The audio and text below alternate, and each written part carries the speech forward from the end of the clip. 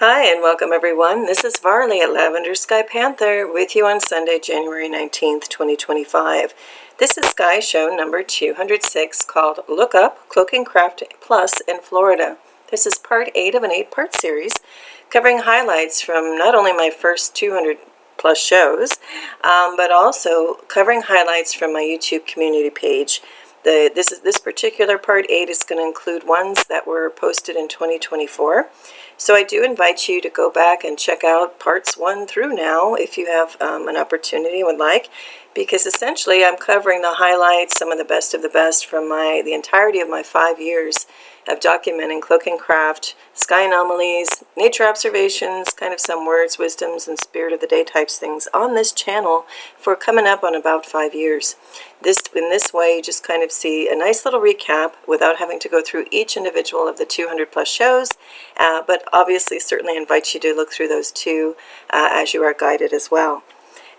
All of that said, I would like to say a heartfelt thanks to you, whether you're new or returning to this channel. Thank you for being here, spending some time on this channel, looking at some things. The reason for my doing this is not only to document some incredible things that have been going on in our skies for even longer than the 5 years that I've been documenting. That's just the reference and time frame that I was kind of awakened, kind of like tapped on the shoulder and given kind of new vision to see some of these things. There's so many other Earth and Sky Watching channels that have also been capturing so many anomalies in the skies, cloaking craft, other craft. So of course, have a good look around YouTube. There's so many others well worth watching. And in my earlier shows, probably in about the first 10 or more, I do always reference some other good channels to catch some really good footage on as well. All right. All of that said, let's just get into this. I am going to try to move at a steady pace. Sometimes I do get distracted and get really detailed because there's just so many fascinating things that will be coming up in this slideshow. And before I do that, though, I would like also to say, if you're not doing it already, do take 1 to 5 minutes out of your day or evening if you can, and just truly look up at the skies around you. These cloaking craft that I document, they're happening everywhere around the entire world right now. So, I mean, and have been for probably thousands and thousands of years. So do take time to go out, look up, just notice some patterns with the quote-unquote clouds. When I say quote-unquote clouds, that means there's going to be cloaking craft in there. So just watch some of the patterns, especially if you see 2 clouds moving toward each other. That doesn't happen in a normal weather system. That means you probably have 2 craft in there that are coming together to dock or do something else, or combine and then travel in one bigger cloud cluster. There's so many things happening. But the longer you start to study cloud patterns, positions of where the sun rises and sets, where the moon rises and sets, and you get consistently looking for a few minutes each day, you start to find a lot of interesting things revealed to you, as were to me. Okay, so let's get into this. Actually, I jumped ahead. Here's an alternate cover slide in the true spirit of the beginning of my shows posting here on YouTube. I would always kind of give a second or a third alternative cover slide because I would kind of toy between which one should be the winner to go as the thumbnail. So this is just an alternate cover slide. So again, for comparison, there's this one, and I'll explain what this one is and where it came from. It's coming up in the show. It's pretty fascinating. This is an alternate cover slide, also showing some craft. We'll get into that as well. And then here's the third one. This was really low in the sky, and look at this. Anyway, I'll get into each of those coming up.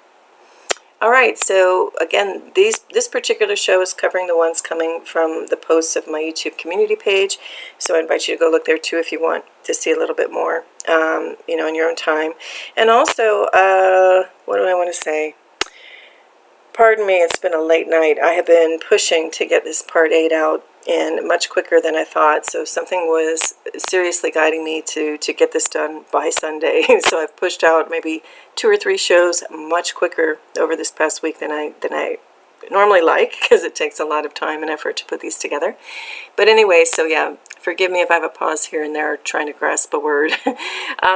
But anyway, with this particular scene, we'll just continue. This particular scene in the lower left-hand corner is an original photo, and this is actually a good example slide to tell everyone who's new what I do. So here's an example. Down below, I just take a picture with my camera phone. This is an original. Then I do what I call enhancements, which is simply taking that original photo and upping and lowering little levels of either contrast, color saturation, and brightness. Usually that's about it. And this can be done on your phone itself if you have Android or other. It can also be done on a computer if you want to put your photos on a laptop and get some kind of software. I don't want to give brand names, but just one that can do photo editing. But really, it's just for those three key things: adjusting levels up and down, not adding or taking anything away out of the photo, other than perhaps throwing in some clarification or titles or little letters like ABC. Because in my longer sky shows, the first 200 or more, I like to letter things so that I can point you to what's going on in the sky. A lot of times, we throw up pictures. Oh, hey, look at the sky. Don't you see it? And it's kind of hard for some people to pick it out if your eyes aren't adjusted or trained to be looking for some things. So I throw in little letters and walk you around to guide you to better find things. And then with everything I show you, I invite you to look on your own as well. Take some good time with these things. Zoom in as well. So as you see with this photo progression, we get more and more contrast, color saturation, things happening over here in the upper right hand corner. But I'm not even going to go into too much more detail on this thing, but beyond what I'm going to tell you in a second. But I invite you then, after I'm done with the slide or done with the show, go back and, for example, if you really zoom in on this thing, you're going to start to see interesting little things like holes and other little structures hiding, levels of detail that I'm not going to cover on this particular show. In the original, 200 plus shows, I do go into a lot more detail if you want to see each of those shows. In the meantime, find other things too. I invite you to really scrutinize these photos and pick out other things that I either just happen to miss or unintentionally. There's just so much to cover in each individual photo. I could never get through them all. But you also might see interesting things pop out that I might have missed. And I invite you always to throw that in the comments section below if you find something cool, and call it out, put a timestamp or whatever, and if you want to. And if not, feel free to also email me at lavenderskypanther@gmail.com, or there's another email address too that I'll have in the description area below. Anyway, let's move on. So here we go. This is a nice little progression, and I already pointed out some little structure and things hiding behind this. So we see that there's cloaking craft in this darker object, and there's kind of what I just call it plasma for the cloaking craft material happening in front of this. And I'm not saying it's a cloud material. This plasma is like a heavier, denser material that helps cling and cloak things. And in this case, this darker object kind of starts out like a little bit of a walnut shape, and then there's like a pure little stick or nub happening here. So we see that they're machine parts.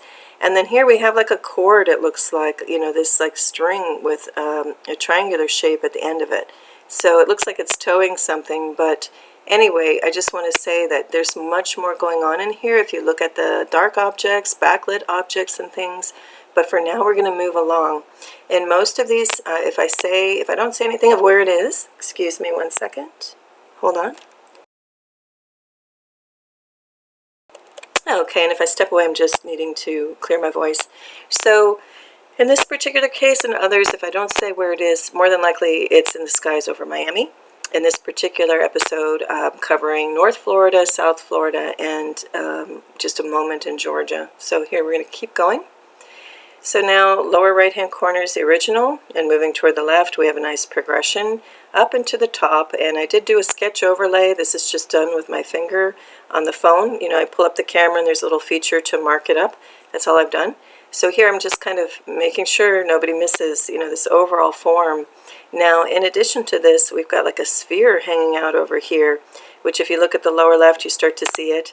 And again, I'm not going to go over this one in too much detail. There's a lot of very obvious things with these two things. But again, the more you look around in this photo, the more you're going to find.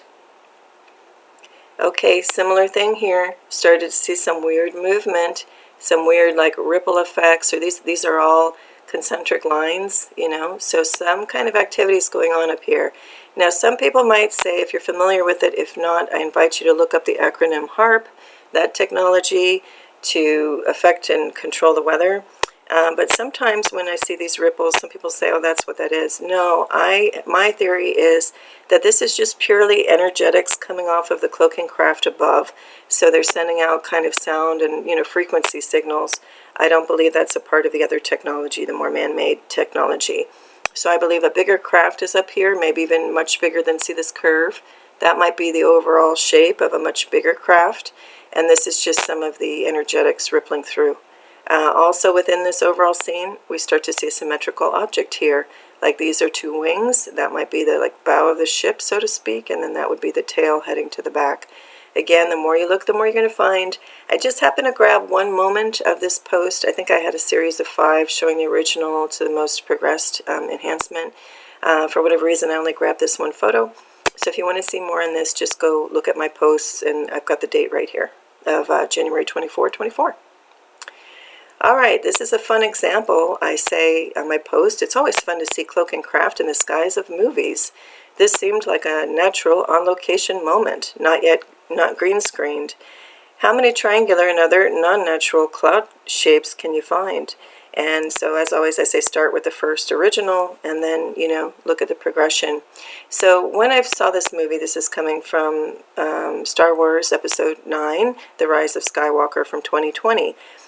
Fun fact, this movie was released on DVD just after the whole, I will say and always say, scamdemic started.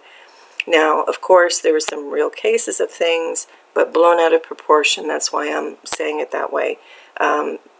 That's based on physical evidence and things that I went around and observed in different cities.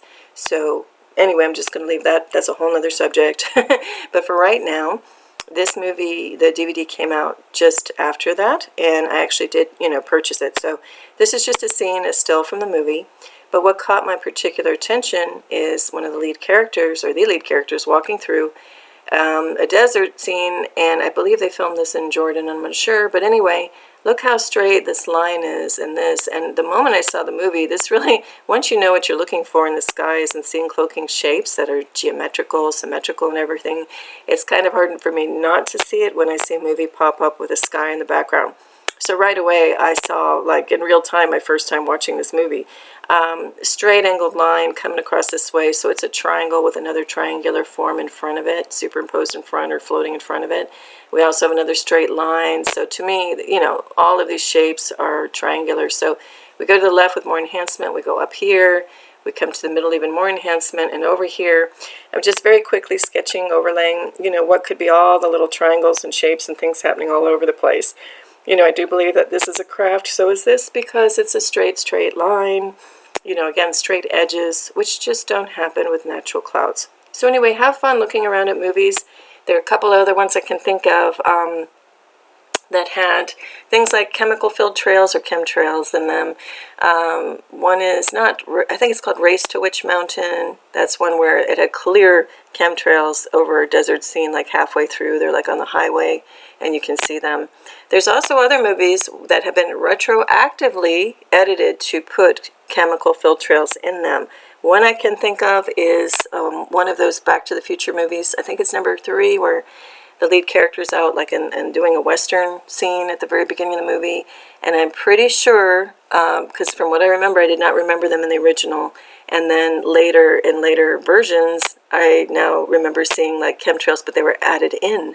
So we're, obviously with technological times, more advanced ones, of course, there's far more advanced technology out there that we're not privy to. But clearly, I think you can even know with your own mobile phone, they have the technology where you can add things in, circle, lasso it, and remove an object out of even your live video footage or throw something in. So we really have to be very discerning of what we're looking at when we look at things on film or print. And even in my videos here, this is just based on trust. I am going out diligently and have been for over 5 years looking up in the skies. I post exactly what's coming off my camera. So you can either, trust it and believe and feel the authenticity in it or not. But I don't go through and Photoshop anything. All I do is add little letters, do the enhancement progressions and maybe sketch, to better highlight what's going on. All right, so now getting back into, one more thing. If you have any fun movies where you've noticed some really bizarre clouds and shapes, Again, feel free to either comment in the comment section below or shoot over an email if you want to. If not, no big deal. And also, if you are trying to leave some comments and they do not post, keep in mind that is not me, that is this YouTube platform censoring it. And especially if it was in good spirit. Obviously, if it wasn't something kind or of good nature, that's not going to stay on there. That's not the vibration of this channel. However, if you just posted something, more than likely it's YouTube, because I think there's only been one case where something had to go because it was not appropriate. Anyway, on we go. Okay, so this one I'm not going to spend too much time on, but the lower right-hand corner, I just noticed a darker object, or let's just not say object yet, a darker mass and then a lighter mass sitting on top of it, which these two things are in the same plane and in the same altitude, which is extremely low. That's also what caught my attention. So the question is, how can there be something really dark sitting on something really light right next to each other? So with some enhancement, we get to this.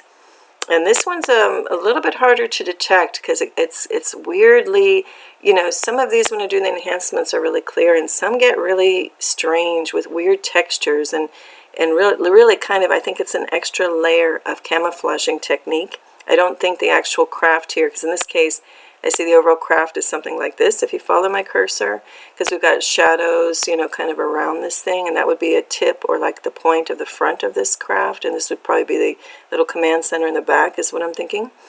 But anyway, some of these are really grainy, and I don't think that's the texture of the craft itself. I think it's another kind of interference with our camera technology to kind of make it look like that, from what I can best tell.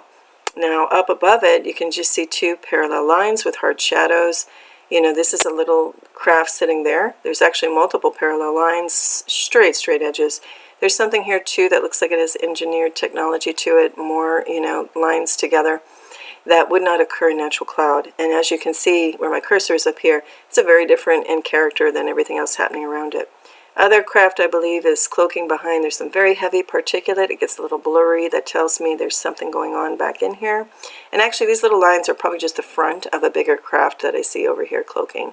So again, the more you really start to study these things, to your own naked eye outside, and then looking at your own photos, you're going to start to see more and more things. Look at here. Here's even like a speck-like thing. I think that's a little tiny craft or object. Maybe that's even like a sensor or something that flies along, companion to these bigger craft. And then there's also something happening down here that's much bigger. I think this is also another big cloaking craft sitting below or beyond this one. And again, you get telltale signs of pipes and pipe ends and all kinds of things happening. And also looking at the color signatures. So this is a very light object with, darkness happening around it. We even get some reddish color in here, in addition to kind of this burnt amber stuff happening. So really watch everything. Shapes, symmetrical things, straight lines with shadows, all different colors. Okay, in this particular case, look at the lower right, that's the original. And then I, go to the left, more, progression of more enhancement on here, and then up to the top. So in here I just saw, it was just weird, the overall shape, looked like symmetrical curves, things happening.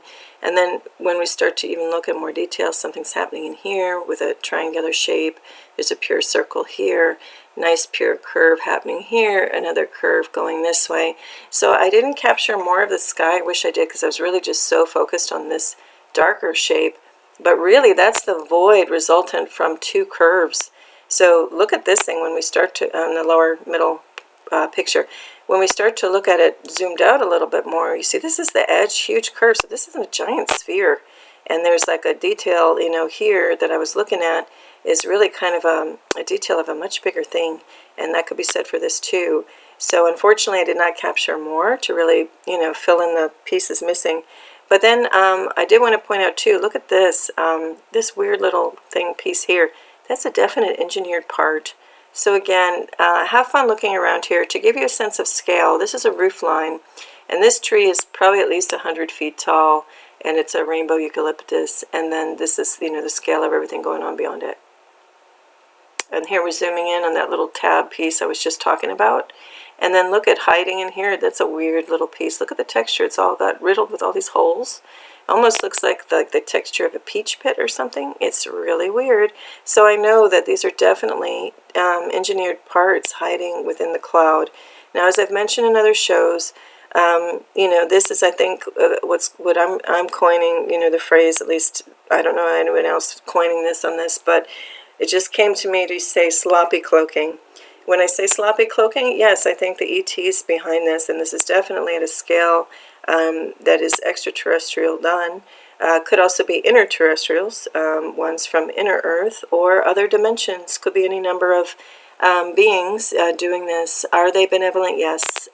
As far as everything that I have seen, anything that I've been shown in the skies has either been benevolent or maybe neutral. But I've only had maybe three cases, 2 to 3 cases, where I've been out there documenting things at all hours of the day. I'm talking, sunrise, sunset, in the wee hours, like 3 a.m., 4 a.m. And I've only had not even a handful of experiences where a cloud will come up or something will be in the sky and I get a feeling of, okay, I better go inside. I don't want to be around this thing. But that's it. So just to show you proportionally, near everything that I've been observing has been of good, intention or neutral. Anyway, let's see. So this is a case of sloppy cloaking where I believe this group is intentionally showing these very clear parts and pieces that don't look like they belong in natural clouds to let us know, soft disclosure, slow drip style, that yes, hey people, hey humans down there, we are here.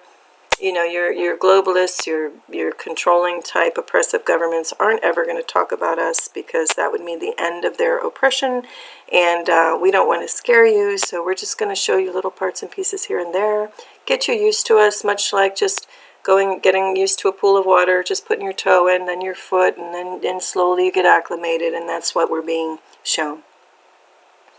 Okay, here we go, lower left-hand corner, we got some shadow work, shadow play going on, caught my attention. So upper left starts with the progression of the enhancements here, and then to the right is more extreme enhancement. So I really, put sharp contrast, brightness, and color saturation to pull out what's going on here. So we clearly have different color signatures. Oh, hold on one second.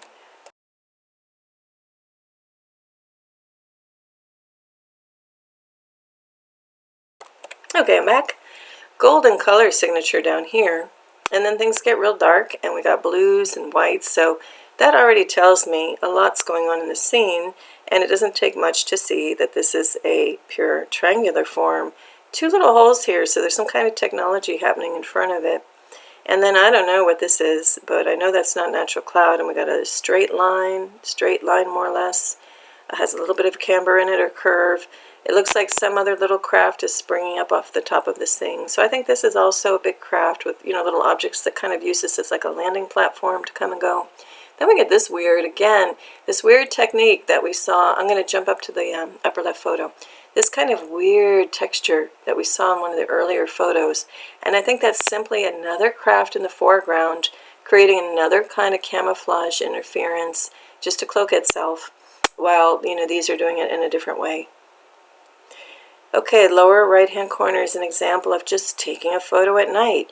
So sure, it's a little blurry because my camera can't focus so well in the nighttime sky, but I still wanted to illustrate that you still can catch some extraordinary things. You don't have to have high-end, top-end equipment. So here, to the naked eye, I saw this, and it was just weird shapes. I've never seen quote-unquote normal, natural, organic clouds do this. So then I know that I am witnessing some kind of cloaking craft activity going on. So again, the enhancements work with the nighttime photos as well. You have to tweak them, the levels up and down a little differently with the brightness, contrast, and color saturation, but yet you still start to see stuff. We've got something coming to a straight point, with more or less straight line. We have like a little triangular feature. We have weird curves all happening, all in the same proximity. So we're going to zoom in here to this area so you can see a very clear imprint of a triangle, even a little bit of shadow to it. And then what I'm pointing out over here in the far right is, capturing there's the second little triangle, so 2 triangles, and then this overall bigger shape hiding in there. So you start to see some really nice, extraordinary things. Again, the more you look at this photo, the more you'll find. There's even like another tip or triangular form here, a couple holes here. Anyway, also look at things like this. Like this curve might be a trail created by something. Like I think this little object created this cut through of a trail, but it could also be an object. So don't only, it's important on these photos not only to look at something as a, a physical, like more 3D shape, but also as an imprint, and also looking at this could be an object or it could be the void. It could be something, that's not an object. Anyway, we're going to continue. All right, this one's a lot of fun. So I really was about to make this the cover show of the thumbnail of the whole show, but I thought at a glance it might be hard for some to catch that we've got some extraordinary cloaking craft going on.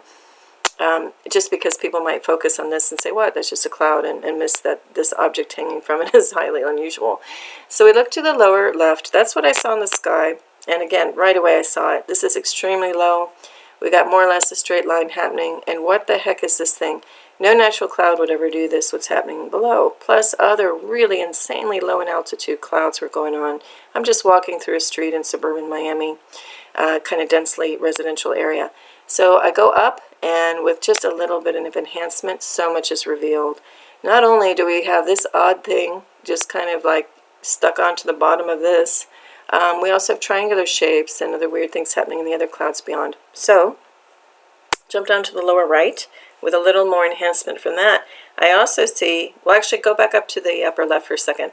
Again, what I say with color signatures, so important in looking at everything, not only the shapes and what they're doing in the shadows, but also the color signatures. So as you can see, all of these are carrying more or less the same color signature, but then we have an anomaly here. It is attached to this thing. So, there's no way that this color and this color should be different. Also up here, this is almost like a pure white. Once again, should not be different than anything here. This is low enough in the sky that everything should be the same color. So when we go to the lower right, we see there's a craft sitting here. And as I show up in the upper left, I kind of show you what's going on just with, again, I just sketch overlaid with my finger over the phone photo. But here we see a pointed, this is like a pointed ellipse, or it could be a couple objects, and this is a triangle, and this is something else. With, again, I think this is a superimposed cluster of a lot of things going on. But anyway, jump up to the upper right. That's kind of what I'm seeing as being different objects, with this being like a bigger triangular form, curved triangle in the back. But see what you see. Clearly there's something else cloaking under this mass. I think we're looking at something where this is, to the right would be the front of the craft, or the bow of the boat, so to speak. That would be the stern. And I think this would be like the little command center. So imagine, if you will, you're driving like a really extra long, big race car, and this would be where the little head of somebody's sitting and operating this thing. And I believe it serves as a little cloaking, it's a cloaking object that serves not only as a craft to move along, but it's also a little platform for things to set down on it and depart. Oh, and I've seen that happening so many times. That's why I'm deducing that that's what's going on. All right, this one, this was just a scene in the lower left. I looked at the sky and I'm like, wow, I don't even know how I'm going to begin with this one, because there are a ton of cloaking craft, detectable, as I say, detectable cloaking craft and objects in this sky. This was on February, about a year ago, so February 1st. Looking southwest and west just after sunset. So we move up, a little more progression. I start to see objects popping out. Upper left, I'm sorry, I said upper left, I think I meant upper left middle, and then upper left corner. Start to see these really dark shapes, bright white ones. Movement off on an angle, but also straight up. Natural clouds cannot do that. They're right next to each other. You can't have two totally different trajectories and call this natural cloud. We have another skinny long object, which I'll call a craft, with some shadow going on. Just, then we have a curve, just so many different things happening at once. Also color signatures. Look at, we've got the gold, and then we have other white, and blue happening all in the same proximity. So we go to the upper right with more enhancement and zooming in. If you follow my cursor, I'm looking at this object right now. We're zooming in, and again, we've got symmetry, stuff going to a point. We also have other little textures going on to show us clearly there's some kind of object hiding in this overall thing. Now, this may just be a little glimpse, kind of like I say, like, oops, the slip is showing. We get to purposefully see sloppy cloaking to see some objects appear, and then the rest of this could be just part of an overall bigger object. But again, look how straight this thing is. I'm going to maintain that this is a bigger craft that things can dock on, land on the deck, so to speak, like a big aircraft carrier and other little planes landing on it. That's the concept. Up here in the upper left, again, we have a rigid structure outline of one that's a symmetrical object, like a triangular shape, little baby triangular shape happening up here. So what I'm going to say is we've got a craft here, multiple little companion craft happening all over the place, and so much more hidden in this particulate. If you follow my cursor, here we go again, another triangle shape. Look at this line below, and it comes up to a point. Probably another spherical object happening back here. I literally could go on in each and every of these photos pointing things out. And also there's such heavy particulate, you can bet there's a ton of other craft that we can't quite see. I'm going to move along now. Okay, lower right hand corner, this is the tree line. This thing was insanely low. That's what caught my attention. And on top of it, seemed to have a nice, perfect little shape with some like legs coming off of the back. Other weird, sketchy kind of tracings of lines. To me, that's a craft coming in and out of state, out of dimension or frequency to appear in our visible spectrum. Anyway, let's just look on our little friend here. Looks like partially like a little cotton ball. But anyway, we can see like what caught my attention too is it's so low that this is an exaggerated shadow for the altitude, and then that appears back in here too. So there's no natural light physics happening with this thing. So it shows me that there's object in there. Plus we got bright white at the tip here. And then something really weird happening here with a very point, like a arrow shape happening at the end. So with more enhancement in the upper left, we start to see, yes, there's an object here kind of coming in and out of state. We start to see other little telltale signs that more is going on with this little puffball than just cloud and water vapor activity. Then we go to the upper right, and again, look at the color signatures emerging. We see bright white here. I've just pointed where there's little telltale objects and parts and pieces happening. This looks like the end of a little curved tube with actually a couple of tubes, and there's like a dish here. Anyway, the more you look in here, the more you can see. Even down here, there's like a pipe sticking out. So once again, I call it sloppy cloaking because this isn't as an exaggerated and clear of an example as others, but you start to see little parts and pieces, stick out on the fringes, on the perimeters of these things, in addition to other things happening within the quote-unquote cloud body itself. All right, this I'm just saying here is a second sun in quotes, or some kind of solar simulator tech in front of an artificial sun. I say that because we clearly see a round object. And I've been following and tracking this thing for like 5 years. It does seem to rotate around a bigger glaring object. I'm calling the second object beyond. You clearly have a light source happening behind here. The dark cloud comes in front to kind of show that there's a second object. So what I'm saying is, my thoughts on this are there's a second object, just calling it second sun for now, it could just be a second object, happening in front of a bigger object, both giving light, apparently sending out light. However, I think both of these things are artificial tech happening in front of our true sun, original sun, which is happening somewhere beyond. I'm saying that because our original sun, I don't think it just turned from golden warm light into white without anybody really noticing. To me, that's tech got floated in. There's plenty of evidence on my channel and other people's channels at the very beginning shows where this really came to my attention, where there seems to be a white source, almost LED light, that has it gives off a heat that feels very like a microwave. It doesn't feel like the soft, golden, healing original sun that used to be in our sky. And there's evidence at sunrises and some sunsets where you still see our original old golden sun giving off light, and then this white glaring other thing is happening and takes over and glares out real big to cover up that light. Anyway, it sounds maybe a little complicated. The only way to say this is kindly go back even through the first 5 or 6 shows to see what I'm talking about here. Also, a great channel that I often reference is it's called Fife Weather, F-I-F-E, Weather, all run together. And there are about 5 or 6 or more cams by now that show continuous footage, a time lapse from sunrise to sun dark of what's happening in the skies over northern UK. Yeah, pretty sure in the UK. So I believe over Scotland. So most some big cities in Scotland. So anyway, you might want to check that out because the morning scenes really clearly show how we have a nice golden sun, and then bam, it just gets overtaken by this white glaring tech. Anyway, I'm going to move along. Okay, lower left-hand corner, Just again, looking at the sky, and you start to, the more you practice looking out with the naked eye and spending, heck, even a minute to 5 minutes a day looking up, you're going to start to see things. And then once you start to really see them, you're going to just look at one scene, and you only need a few seconds a day to look up and go, okay, I see what's going on. So going to the right here was with enhancement. So I see in this area, this thing starts emerging, which looks very dark. So I know there's an object hiding here.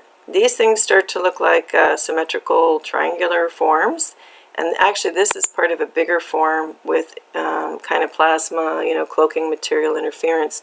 This also actually could be one big triangle, the more that I look at it, if you follow my cursor in the lower right-hand corner. And again, just with all this little interference, it kind of maybe looks like little pieces of something, but you got to zoom out also at the bigger picture. It might be one big craft. But what really caught my attention in this shot as I did the enhancement was, I wouldn't have seen it over here to the naked eye, but is this right over here in the lower right-hand corner. Look at that. So to the naked eye, I missed it, but with just a little bit of enhancement, something emerges, very interesting. I'm zooming in on it now, and look at this. We have a cross, there's plasma material, so I think this is a vapor trail of a craft that's zooming up here, okay? There's a hole here, there's a hole here. There's enough in here to show me we've got, parts and pieces, engineered pieces. So I think, look at the vapor trail. I think we got something zoomed in here. This is a vapor trail of something that's zoomed in here. I don't know what they're doing, but there might be just some little bar or platform they can, zoom in and hang on to, attach to. And I think we're just seeing the tip of maybe a bigger craft hiding here in the cloaking material.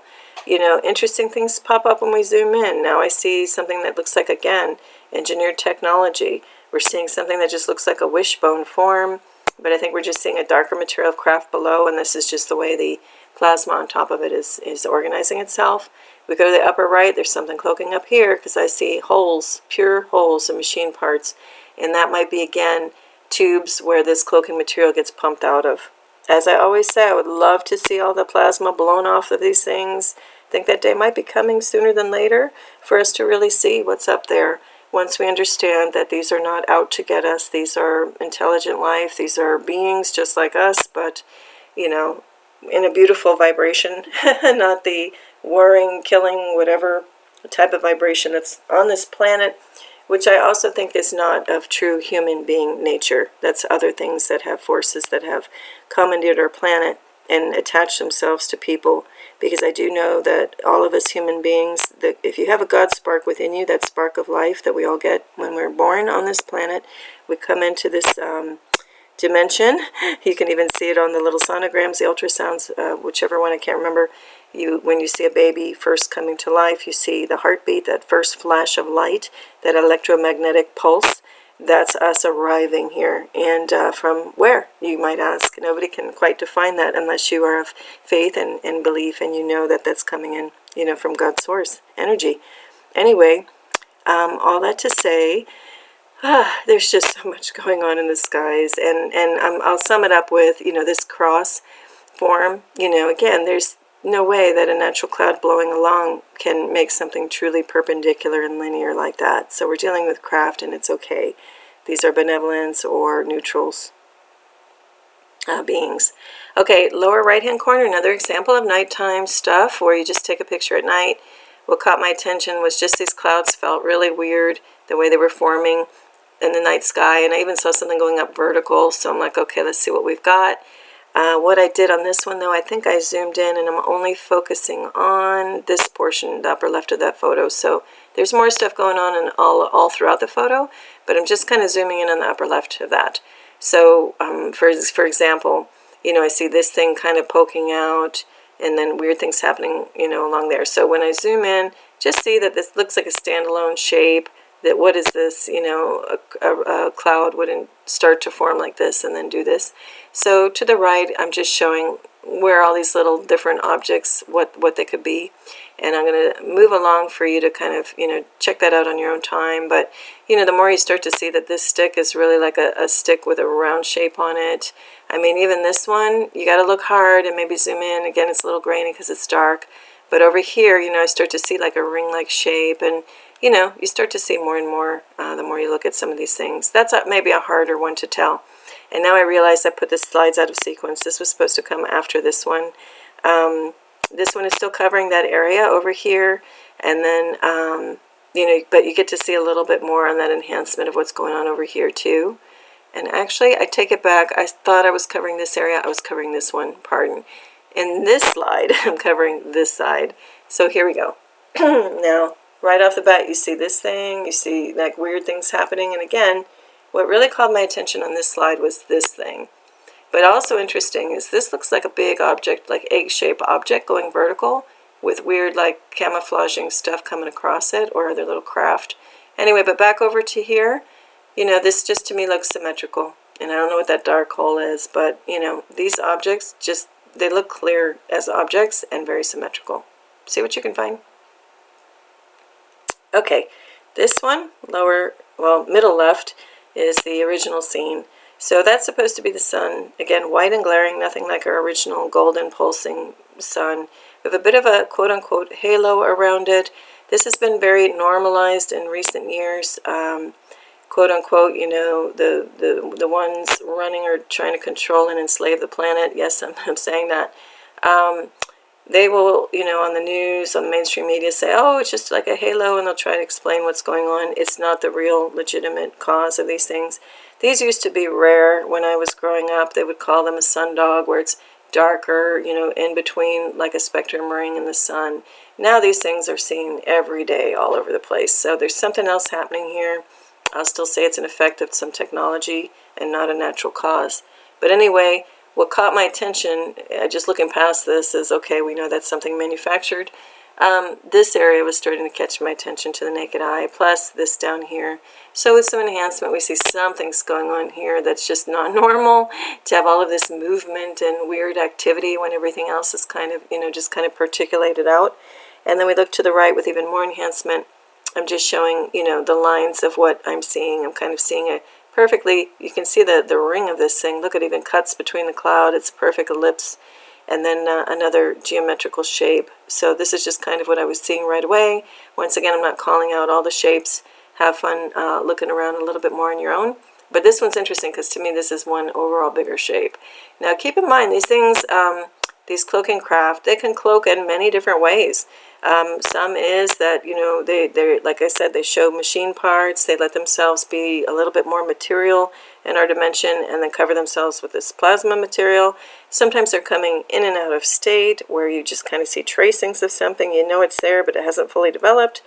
And yet other times it's camouflaging and sitting there like kind of like a translucent sheet of paper or something. So and sometimes it's an imprint where it's like a dark void and you see the shape. So there's so many different ways that it's camouflaging or allowing itself to appear in our atmosphere. And I really look forward to the day that we know much more about all of this and how they do it. But anyway, here's also yet another shape I didn't outline. You know, so much is happening in our skies every single day. And I promise you, don't promise much, but I can assure you that no matter where you are on this planet, in the world, if you look up, you will see something. You just may have to train your eye a bit to find it, take a picture. A lot of times, too, I might take a picture and be like, I don't have time to really look at this, or I'm not sure what's going on. And then I, you know, go in a calm moment, start doing the enhancement, and I'm like, oh my gosh, how much, you know, what's going on in that sky. All right, upper left is the original, and we move along. Now, this is a case where I call it staccato cloud effect, or there's like a blurred or choppy kind of effect in the sky. So this photo is in focus. So the trees, you can see everything is sharp and clear. This should be too. However, there is a cloaking technique going on where a pulse or some kind of energetics, frequencies are sent out to make things look really fuzzy once the camera captures it. This also can happen where you just feel something's up in the sky, you take a picture, and there's like a ripple or a warp effect in the digital technology. That's because there's energetic interference with whatever's happening up here.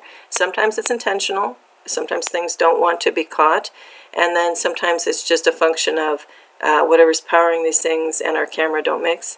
But in this case, what caught my extra attention was not only this kind of curve thing happening, also just the lighting felt weird. You know, it felt like something was illuminating in the sky beyond this. And then down here, that was a telltale sign. What's this little nib or knob, you know, nubby thing coming out from here? Very stick-like, right? So again, you know, with more enhancement, we see also this cool glow that I don't normally see with this, like the vibrant purple violet. And that tells me too there's some type of special beings showing up. So every so often there will be a kind of illumination that just feels, not, I don't want to use the word holy, but very ethereal, very different, very sacred maybe. And that's usually a sign that I've come to learn of higher dimensional beings. So they're all levels of beings at different dimensions. So, you know, we're supposedly on the 3D here. There's the 4D astral, and then there's 5D starting in the more heavenly realms. I'm all on up to 6, 7, 8, 9. I think it's 12 plus, I'm say 15. Whatever the case, the higher you go, the more quote-unquote evolved, or yeah, I'll just say like more evolved or quote-unquote higher beings are. So I'm not sure what level these are at, but they're higher than some of the other ones I've seen just based on the light quality and how it feels. Now in this case, again, this thing is staying really dark and true in form, so that's definitely an object happening down here. Now, is that just a piece of a bigger object that's like this big or this big? Hard to say. It's really hard to say with all of this going on. But I can tell you, I see another, you know, hole or end of a pipe-like shape. There's a little object here because it's whiter than everything else around it. This too, you know, lots of little things happening. The more you look, the more you see on this one. Okay, this one, the upper left, no, sorry, lower right-hand corner over here toward the middle is the original. And I just looked up and saw weird things. So this was starting to look like an overall triangular form. There's a tracing of something that was looking like a solid object coming into view. So with some more enhancement, yep, sure enough, we start to see a little more. That's just a zoom in of the original. And then now with more contrast and color saturation levels adjusted, yeah, we start to see some kind of weird object. I mean, this is clearly got a little point to it, like a little triangle, pure triangle. So I think what this was just a cluster of different cloaking craft kind of coming into state, kind of getting a little more focused into view. And look, we got a curved piece here. We have pipe ends here. I can just see a ghosted pipe here. So again, this thing is kind of hiding in between frequencies and starting to emerge a little more, fade back a little more. And so it's really, that's why I say watch these things over a course of minimum like 3 minutes. Just really study the sky, because something might start off like this in the upper left-hand corner, and you just see it and you watch it long enough, it'll start to accumulate more and more plasma and show more and more parts. So it's really fun how the beings, you know, behind these crafts kind of present and show themselves, so you can catch a nice glimpse of it. Okay, this I'm not going to spend too much time on.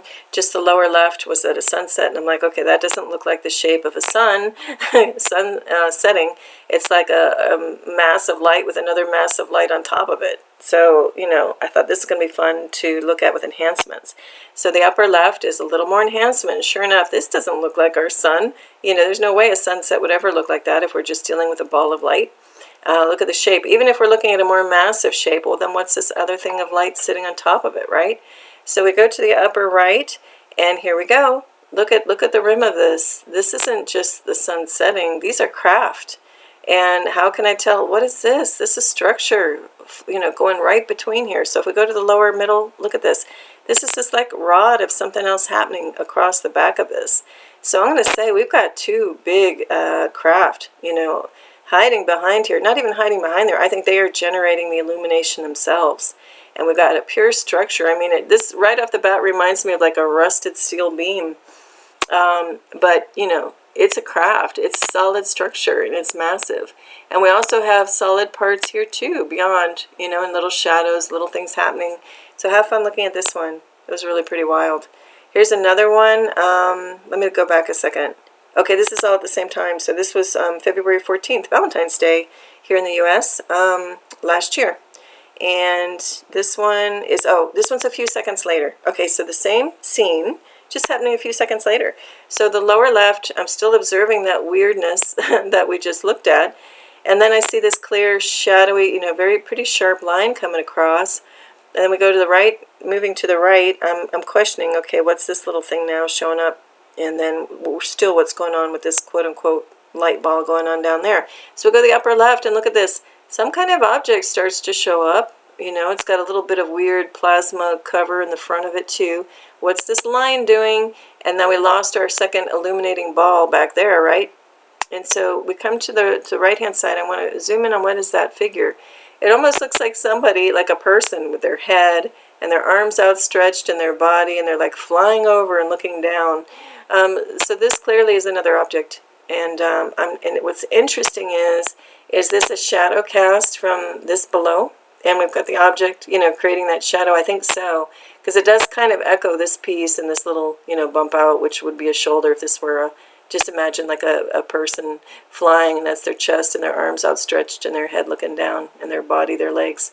So I think this is some type of cross shape craft, or multiple craft traveling together to make that shape. Other things that are curious, if we look again at the perimeter of this, what's supposed to be the sun, which I don't think is. In this case, I think it's a craft self-illuminating, but we have other little pieces and parts, at the rim of this thing that we wouldn't see if this were the real sun. My thoughts, my opinion on that. Okay, still, February 14th, this is looking north now, so we were looking west. So the upper left is the original. What caught my attention was a straight, more or less straight line, like a spherical thing starting to pop up, this weird squiggly line going straight down. There was enough in here to say, okay, what's going on? So with a little more enhancement, we start to see anomalous stuff happening. What are these things doing? That's still a sphere. There looks like something else piggybacking at the end of this thing. And why do we have this movement? Again, natural cloud will never go like straight up and then also hit an angle, whether it's perpendicular or an angle to it. So it just doesn't. So I know that there's something more at play here. And again, we got sharp points. This looks like a big imprint. This could be a bigger craft with stuff happening on the back side of it. Anyway, we go up to the upper right. Excuse me. We're going to look at this shape over here. And again, see what you can see. The more you look, you start to see a pure hole, other little holes. We go down to the lower right, another hole over here. This is with more extreme enhancement, more contrast. And then look down here, start to see a triangular shape, vertically aligned. So have fun looking at this one, but that's multiple cloaking craft, in my mind, no question. Okay, this scene, I looked, what can I say? I looked to the north, and look at this. We have a line going straight up. We have curved things happening off of it. We have something coming down this way. Again, natural clouds will not oppose each other in those rigid directions. So we go to the upper left with a little more contrast and stuff. I see enough to tell me there's a lot going on here. There's a lot cloaking. Upper right, a little more color saturation. Look, we see this roundish form with these little things radiating off of it. We have something, we got movement, we got weird things. Again, weird, rough ripple and stippled texture. What's this line doing? It's something crossing across it. Come on. There's nothing natural happening. So the lower right-hand corner, we're going to look at this thing. Look at this assembly. A line this way, a line crossing it this way. Very rigid. This looks like maybe even it could be more pointed, like an elongated triangular craft, more vertical. That's kind of attached to some structure that's floating through the sky. I don't know. I haven't really seen one like this since this example. It's really pretty wild. And then here I start to see a symmetrical triangle kind of on angle happening there too. So there's just a bunch of craft happening in there. Now again, when we go to the lower left, would you ever really see that if we didn't have the digital technology? And again, I call it a blessing and a curse. Some of this technology can be used for good, can be used for nefarious reasons. But in this case, I do appreciate it because I knew there's something up there. I could feel it and sense it. But with the physical eyes, not yet upgraded to this level to just see it like this, which I think a lot of us on this planet are going to start getting even more interesting upgrades. You may have gotten some that you haven't even really quite noticed. Some can be subtle, and some can be like from one morning to next you wake up and know that you have like super excellent hearing. That happened to me. Other people wake up and have even more precise, clear vision, or vision that can already see to this level. I'm somewhere, at the baby steps of that, but I can sense, and I just know there's shapes in here, and then we get to this level. It's fascinating. So anyway, you might notice that in your own life. Pay attention. If it hasn't already happened, it might soon. Okay, I know I've showed this example a lot, but I'm just so thrilled with it. And this is such a groundbreaking revelation for me personally, and for probably many out there. This is just the cover from my show called 177, number 177, Sky Mysteries. And sorry, the original photo isn't fuzzy. I don't know why I didn't have this more in focus. But anyway, this is an example that fairies exist. And this is based on some footage that YouTube channel Sugar Seas captured, brilliant footage that she noticed. And she has the source video in one of her videos, she names it. So this was an example of a fairy flying around the entrance of a cave, I believe in Greece. I think it was called Hades Cave. And she happened to notice that it wasn't just a butterfly, not a moth, but looked like a fairy. So based on her captures, her still footage, video, sorry, and some of her stills, I took them and did my typical cloud analysis on them. And this little figure is flittering and fluttering about, and then zooming in, and looking, I pull out actually some amazing detail. This is just one of the generations, and as the more I zoom in, you see that she has a little fairy crown. This is her head. She's looking off this way. You see her forehead, her nose, her chin. This is the back of her neck. This is like the back of a little fairy bun, you know, her hair. And this would be her back with her arm curved. And then you see she's even wearing like a long dress. You see her feet. You see everything, you know, as far as her form, and can tell it's a humanoid, it's a fairy. So I do invite you to go check that out if you want proof. It is there, undeniably. Okay, then we've got lower left. This just looked like a weird symmetrical shape forming like a crack in these weird shaped clouds. So the more I, you know, zoom in and do the enhancements, I already start to see the end of a pipe here, perfect holes here and here. So I was just kind of outlining and showing what could be happening in here. So again, like triangular forms, weird different shapes, you know, could it actually look like something else once we blow off all of this smoke and mirrors, so to speak, and get rid of the cloaking material? Yes, but just for now, I'm just pointing out some weird aspects of this thing. See what you see in it. All right, lower left-hand corner, this little cluster was insanely low in the sky, didn't look natural. I right away spotted the overall triangle happening in the middle. With more enhancement, even more weird stuff showed up. Upper right is the most, I think, enhancement I did on it. And again, we see this chunk is a triangle. This is another triangle on its side. This is some other object. A little baby triangle here. Weird stuff happening here. I think this is coming in and out of state when it's fuzzy and blurry. And over here too, I think it's just something caught in between dimensions, hasn't fully revealed itself. But look, we have a pure curve. There's an object here. And I think this is the overall object, you know, just coming into our view. It looks very similar to this object. But again, we've got pure triangles happening, holes, you name it. So I think we've got a grouping of cloaking craft kind of traveling together. Now what's interesting is I always see some fascinating stuff in this warehouse district where there's a metaphysical store. So anytime I'm going in or out of that store, I'm shown something amazing, really low and undeniable in my face. So it's kind of funny. I think they hang out around there. Okay, now here's another scene I'm not going to spend too much time on, but the lower left-hand corner, look at, I see the swoop of a curve. I mean, that is a pure disc, like the edge of a huge disc, huge. Then we've got what the sun, I'll just use in quotes, I use that term loosely these days, of what we see of the white glare ball. And then the more I zoomed in, I started to see like objects, like a pipe-like shape coming in front of the sun, in quotes. So with more enhancement, I see very clearly something sitting there.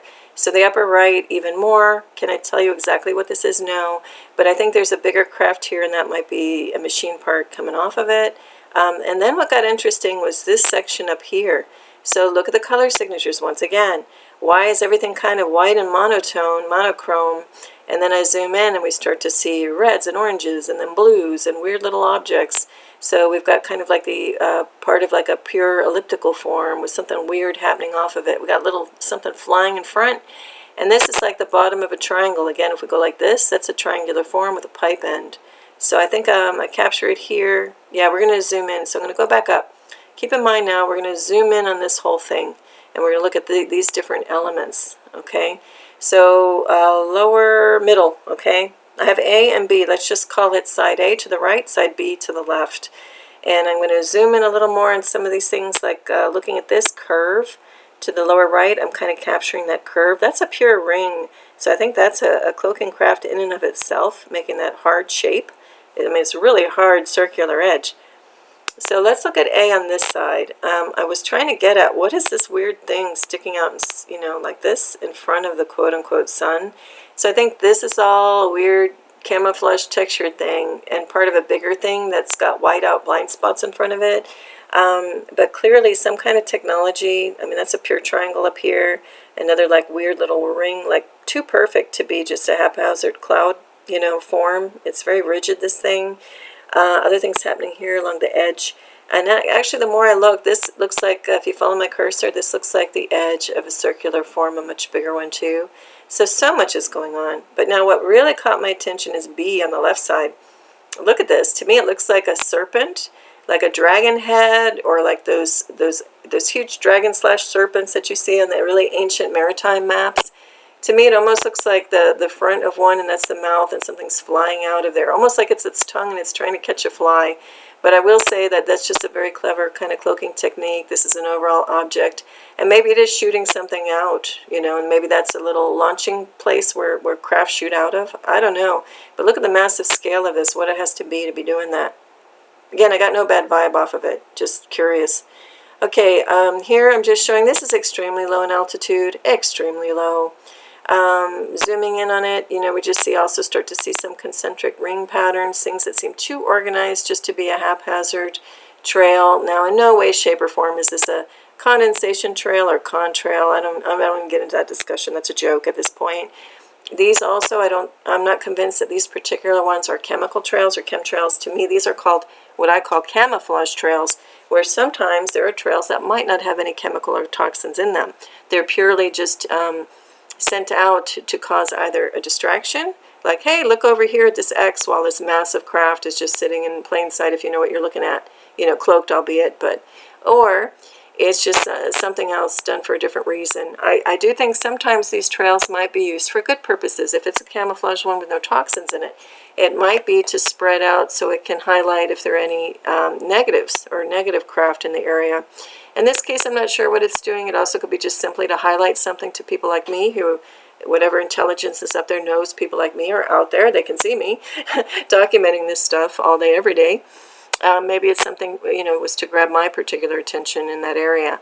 But anyway, I do know that there's probably cloaking craft happening even within the trails themselves. And I think that's also another reason some of these things are drawn so that we humans are just, you know, just caught up looking at the lines of it all. But in the meantime, you might have multiple little craft hiding all in there. So there's a lot of things that can be going on with that. So if you happen to see this in the sky, I know it triggers a lot of people because it did with me too at the very beginning when I saw some of these things. I'm like, oh, how, you know, those jerks, these toxins, whatever. Just keep in mind there's also very harmless reasons and harmless trails that might be going on up there for different reasons. Okay, here's another example, extremely low altitude, and I even say extremely low altitude distraction or other types of artificial crisscross lines present as cloaking craft descends. That's what I'm seeing, but who knows? What do you see? So again, this is from February of 2024. And the lower left is the original. I just see these things crisscrossing, and it does look like a bigger object here has like descended down. Upper left starts the enhancement progression. The upper middle, we start to see a little bit more. And then the upper right, we see even more. So still, I maintain that this is like an overall craft. Something else is happening down in front of it. This crisscross might just be a distraction, like, hey, look over here. So people don't really realize all the stuff happening above over here. Now, I'm not sure what's going on up here, other than there's probably a craft here and other things happening. Also, keep in mind, we might be seeing different timelines and different, how do I best put this? Different times throughout history from now, or we might be seeing previous moments. So there could be sky battle going on. If not right now, we could be catching a glimpse, a delayed frame of another time. And so some of these things that we see might be the result of sky battle going on or have been going on, and we're just catching it now. And so sometimes these things crisscrossing might be, again, to take our attention away from other things that might not want to be seen for the public just yet. Now, in this case, I don't think it's sky battle. The scene just reminded me of it. But here we also have, look at the shape in the middle, upper middle photo. That's a near vertical line. I guess you can best see it to the right here. So to me that's a craft sitting there vertical. There is no way natural clouds are going to do this. This is not even a case of condensation trails. Jets would never fly this low, and if they did, we'd hear them, see them, feel the vibration of them. So these are being done by other means, and in this particular example. Okay, I just noted sharing my observations here because we all well know what we would call natural clouds do not do this. So this is looking west in Miami, and again I detected these weird tracings, and I thought, we got some interesting higher dimensional being, probably artwork and quotes going on.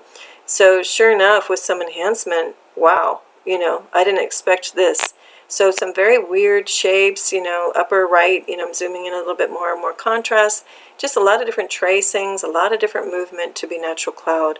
And I am going to move along on this one, but even here there's like more of a spherical shape, and we've got these things. So I'm going to say that these are more or less kind of parallel coming in. So I think these are individual bigger ships or craft coming in. Again, this was kind of toward the end of sunset. A lot of stuff happens from sunset even through the evening. Again, this is coming down vertical while these are coming across. We've got a whiter object. Watching color signatures becomes really important with all of this. So I think that's a different type of craft compared to this one over here and whatever's happening here in dark. These are black, just in the scene look black with other things coming in front. So we know there's different layers of objects happening and something else flying off over here, or this is the tip of whatever this thing is. Okay, this one gets even more interesting. So again, I saw these weird tracings in the sky, and with enhancement, this one is a fascination. Look at this thing. The more I look at it, I was trying to get a handle on what am I seeing. I'm seeing little holes.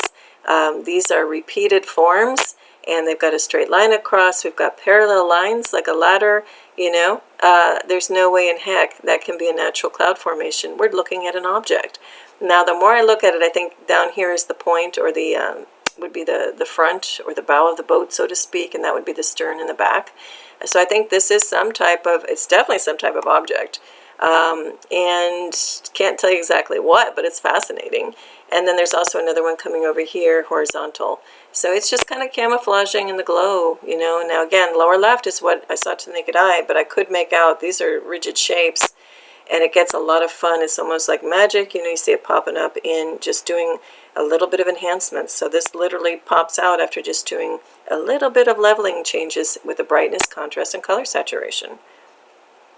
Okay, this one was pretty clear. Lower left-hand corner, that's a triangle. That's like a spherical object. But in reality, actually, this is probably a triangle, and this might be part of a much bigger object. But we look up with progression. I see lots of interesting things emerging, lots of different movements. Look at two parallel lines up here. Big scale, these are trees. Upper right, you can really start to see the shapes. Darker objects happening beyond. I'm going to leave this to you just to have fun with it and keep a particular note how we have everything happening over here to the left with this line coming down, and then totally different movement happening over here as well. We're zooming in a little just on that triangular shape, and look at a whole world of things that's going on. We got some independent object happening here. I'm not sure what this is doing. Within this triangular form. Now, is this triangular form, we'll hop over to the right, is this triangular form an object, like a solid, with stuff happening beneath it or in front of it? Or is this a big opening like a portal and stuff is coming in and out? I tend to think it's an object with stuff happening in front, but see what you think. Here again, look over here. This is a tube, with a hole at the end of it. And we got some like vapor trail happening in here. See what you see in this scene. I mean, there's so much wild activity going on. And again, this is an example. I'm going to go back. This is an example of kind of staccato cloud where it's a little choppy and blurry, but everything else is in focus, and this is to the naked eye choppy and blurry. So it's just a camouflage technique of that entire scene. Okay, this is somewhere else now. Oh, give me a moment.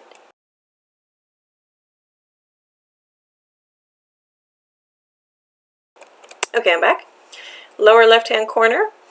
Actually, I was near a bay, near Biscayne Bay in Miami, and I looked off into the distance to the north, and I see this thing jutting out of this other cloud mass. So that really caught my attention. zooming in a little further, zooming in a little further, start to see all kinds of weird things like this curve. You know, this is a definite point. I thought this was a standalone thing at the tip, but actually I think this is part of a bigger triangular craft. You actually can see the bottom of it. That's part of a bigger triangular object. And what it's doing is just like bursting out of the cloud in quotes. So this tells me this overall thing is a craft, and it's using it as a platform where this thing was resting, and now it's just, you know, springing off, just like a ship, like a jet fighter, leaving the deck of an aircraft carrier. You know, this serves as a platform, and that thing is springing up off of it. Even down here, if you follow my cursor, this little thing is again a burst of energy, and then it levels out flat. So I believe a craft lifted up and is going to head out straight that way. But this one really caught my attention, so that's what I'm focusing on. And here we go. So you can see the edges of this thing. You can see that it's elongated and it's a large triangle. You can also see pipe ends here and here. This is a pipe coming across. So again, I believe that's how this plasma stuff, this cloaking material, is ejected. And also at the tip here, you see a concentration of this plasma material. So you know, you see it clinging around the edges of this object. Fascinating, fascinating. More stuff's happening here. I'm not sure what, but I see holes. You know, see what you think can be happening there. Okay, this is the source of the cover slide that I did go with, because this was truly fascinating. And again, I got to give props to the digital camera technology to help see what otherwise I can't see yet with my human vision here until there might be some upgrades. But look at the lower left. I just felt something was off with the sun, or something up there. That's what I'll say. So it was pretty glaring. I think I saw this backlit shadow of the triangle first. It caught my attention. And then I felt more was going on, but I couldn't quite put my finger on it. So I took a picture. And like I say, just take some pictures, and sometimes you look at them later and go, oh my gosh, what is that, right? So going up, this is going to be, the second photo here is showing what's at the very top of that glare ball. So that got interesting to me, because I see these darker, you know, vertical shapes coming up, and other little things kind of change in angle up there. I'm not sure if I get to that in the next slide or not.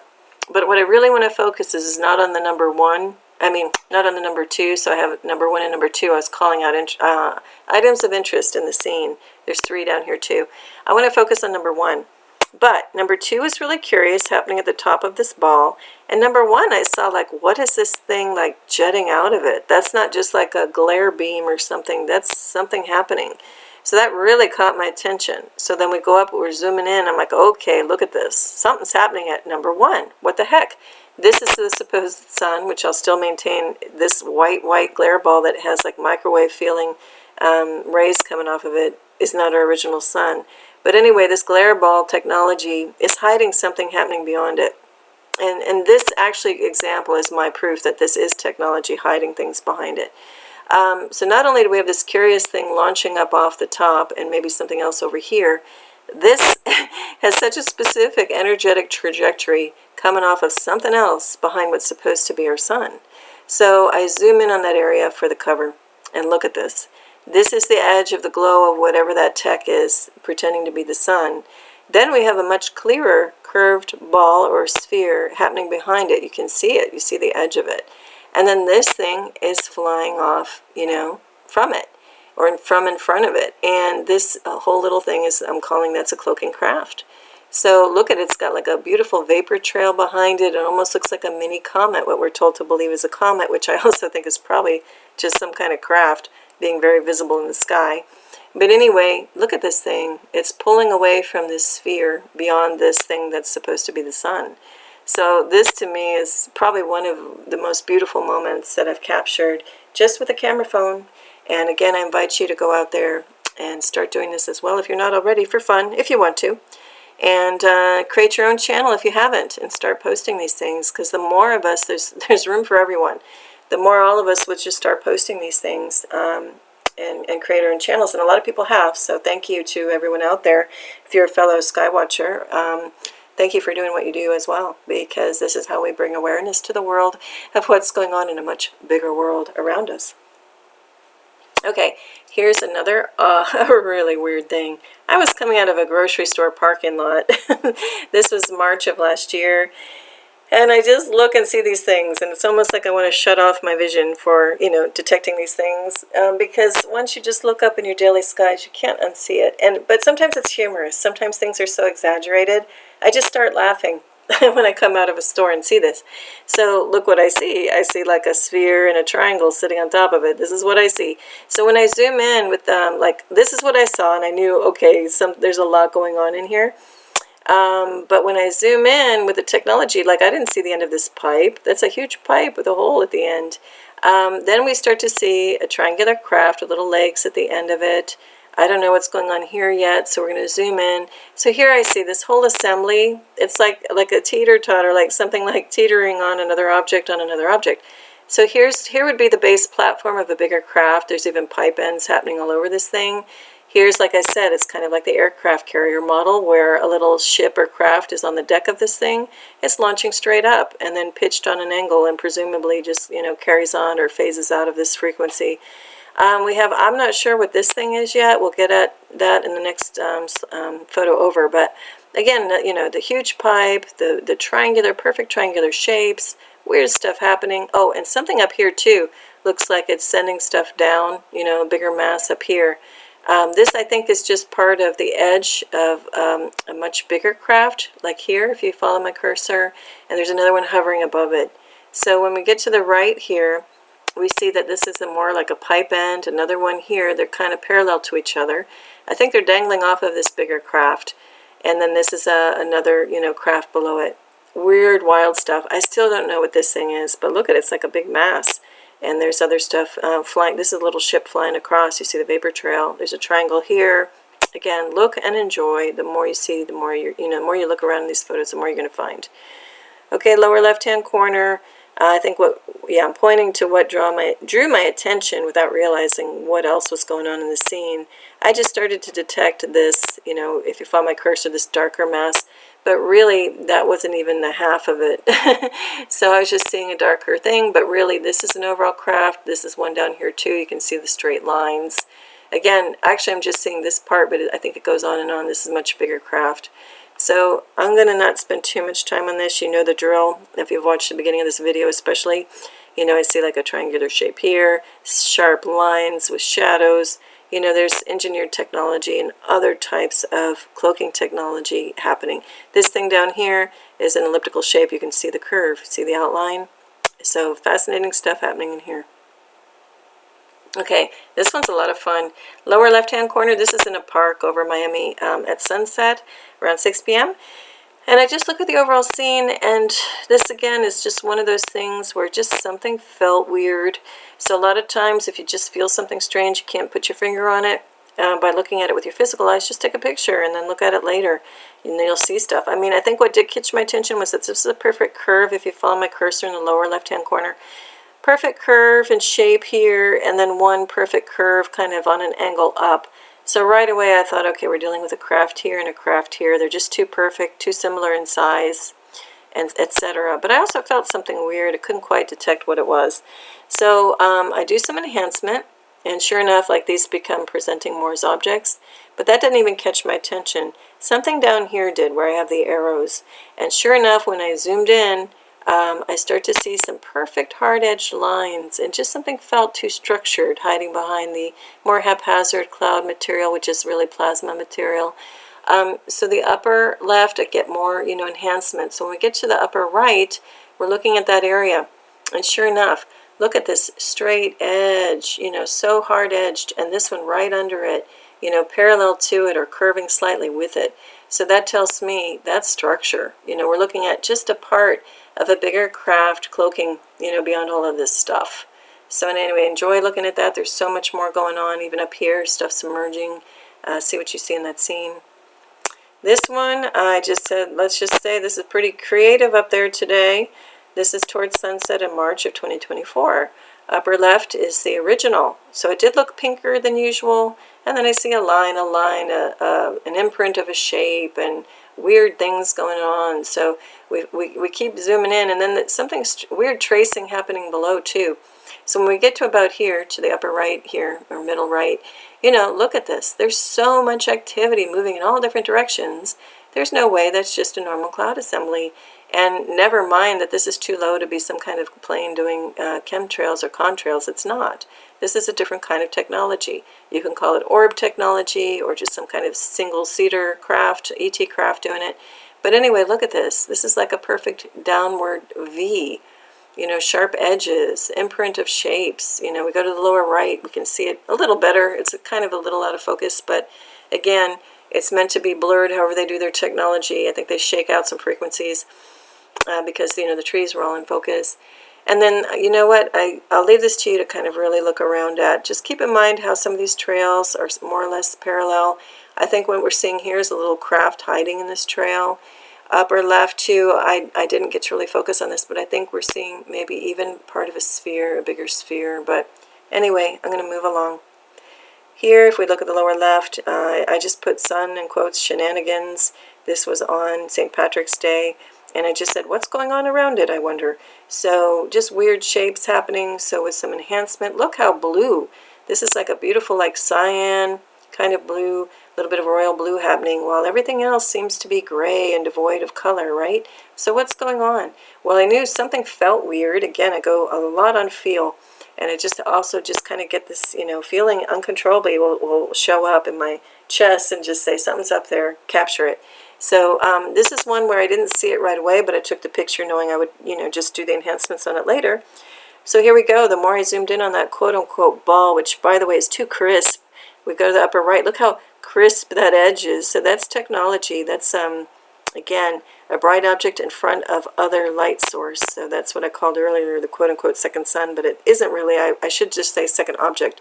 But anyway, look at this. Something is coming from behind it, apparently, has a vapor trail, and has a color signature like that, with another cyan color signature echoing the energetics, and then ripples coming out from there. There could be some more hiding down in here, but this is what really caught my attention. Kind of reminds me of the effect of what's happening on the cover of this whole show, where there's like a fake object in front and a maybe more organic one behind that's sending out craft.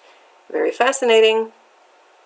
We're going to zoom in on this now, lower right-hand corner, and I just say lots of questions on this one. It's the quote-unquote moon, and this is approximately 8 p.m. looking east. So to the right, lower right, what caught my attention was this really straight line with shadow to it right there. And then I started to see, okay, this is looking like a triangular form, a straight line, kind of more or less straight line. Looks like, and that looks like the backlit triangle, and then a curve. Just something wasn't adding up. So we go to the left, and sure enough, that's an object right there, that you know, straight thing.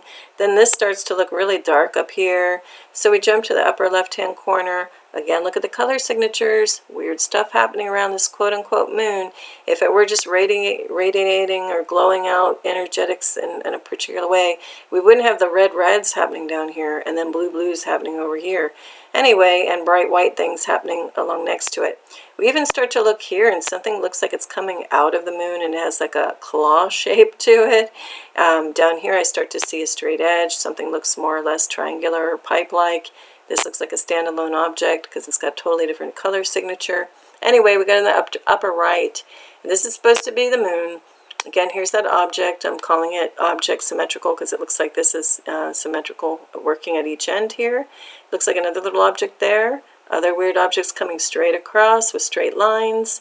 And again, this kind of claw-like shaped thing. What is this thing doing coming out of the moon, right? Anyway, have fun looking at that. All right, this one, I just say never saw clouds in quotes like this before. Zoom in on this one. All right, so here we go. I'm looking southeast. It's about 8 p.m. And again, weird ripple effects, just weird textures. You know, an overall big void, which could be an imprint of a craft as well. You know, just obviously it was worth doing some enhancement on. So I go up here. I see a little bit more. Not sure what I'm looking at, but I know it's pretty strange, right? Then we go off to the right. And, you know, I don't have too many answers on this, so more questions, and maybe some of you have a good eye on this. But look at, we got dark objects back in here, things happening across the front. What is going on? Anyway, I'm not going to spend too much time on this because I really don't have answers on this. But again, if you remember what I've been talking about all this time, look at color signatures, look at different patterning, look at if things are moving vertical or on angle, and if they oppose each other, and just have fun looking at this. All right, now on this one I say low and not natural clouds. So lower left side is the original. We've got very straight lines happening also in diagonals, very strange looking. We go up to the upper left, we see more detail. I see plenty in here as far as like rhythms and rhythmical patterns coming across. Enough here to show me that we're dealing with cloaking craft. And so look down here, straightish line, other lines, right? Lots of kind of fuzz outs and hazy things are showing me there are different ways of cloaking. Oh, and pardon me, I was getting a little distracted. I heard strange noises about, and I couldn't quite put my finger on them. I think someone's doing construction nearby. Anyway, look at this straight line. And again, look at the color signatures. This is all way too rigid, has much, too much structure to it, just to be haphazard cloud. Have fun looking at that one, and definitely maybe zoom in on this one, especially this scene. I think we even see a circle and a disc-like shape if you really start to look at it. And also look at different scales to this thing. Is this one huge thing or a bunch of little things comprising a bigger picture? Maybe a little bit of both. See what you see. Okay, again, I put these are not natural clouds tonight. So looking down at the lower left, I just saw the scene. What really caught my attention were these weird little things coming down. I'm outside. There's no reflection of anything. So I'm like, what the heck? I also felt very strange. So we go up one and look at those little things turn a totally different color. And there's no way, because they're all like relatively the same altitude, that these could even be pink, because there was no, kind of pink coming off of the quote-unquote sunset. So, these were just, I had a big circle around them, like what's going on. Obviously, something else is going on in the bigger picture. I invite you to look at it in these photos. But I just wanted to focus on these for now. Like, look at these things in the upper right-hand corner. What is this? Those aren't natural cloud. So what I see happening is these are either each independent little craft coming in and out of frequency, different frequency ranges, and starting to form a little more with the plasma. But they also could be part of one bigger craft as well. So see what you see in that scene. Just very odd nonetheless. All right, this I just say, let's just call this one, in quotes, Hot Mess Express. This could never be mistaken as natural clouds. Lower left here is the original. We move up, and again up to the upper right for more enhancement. And just look at these 1, 2, 3 little fragments. One looks very, triangular, darker things, straight lines. It's just very weird, and natural clouds would not, quote unquote, float along like this. You even start to see little holes in irregular pattern, ends of pipes, things of that nature. So have fun with that one, looking a little more in your own time. And again, upper left-hand corner, look in the background. There's plenty of stuff also hiding further back than what I call out. This one's a lot of fun. And I said, and then we have this. So lower left-hand corner, we've got these, seeming trails, people would call condensation trails or even chemtrails. I think we're dealing with something else. I do believe these are deliberate tracks left by just some other type of craft. Again, these are so low. If it were by a plane, I would have heard it, and there was no plane, no sounds. It's created by something else, and not always in a devious way. I think sometimes it's just to, again, draw the eye away from other bigger craft happening. Maybe there's no toxins in there. I just, it's like a red herring or a camouflage trail to have your eye look over here while all kinds of other stuff are happening in the sky, is my theory. So we go up to the middle, and again, we just start to see weird things happening all over. Even in the background, what's this? We have something kind of moving across horizontal and then something sharp angle up, right? So again, we start to see more going on in the background. And instead of all of this, there's plenty to talk about of things happening in the foreground. But I want to focus on what's going on back there that we can just barely capture. And here we go. There's something happening in here and then flying off that way. I think we've got like 3 different craft, moving out of whatever this is. Something kind of sitting on there, coming in and out of state.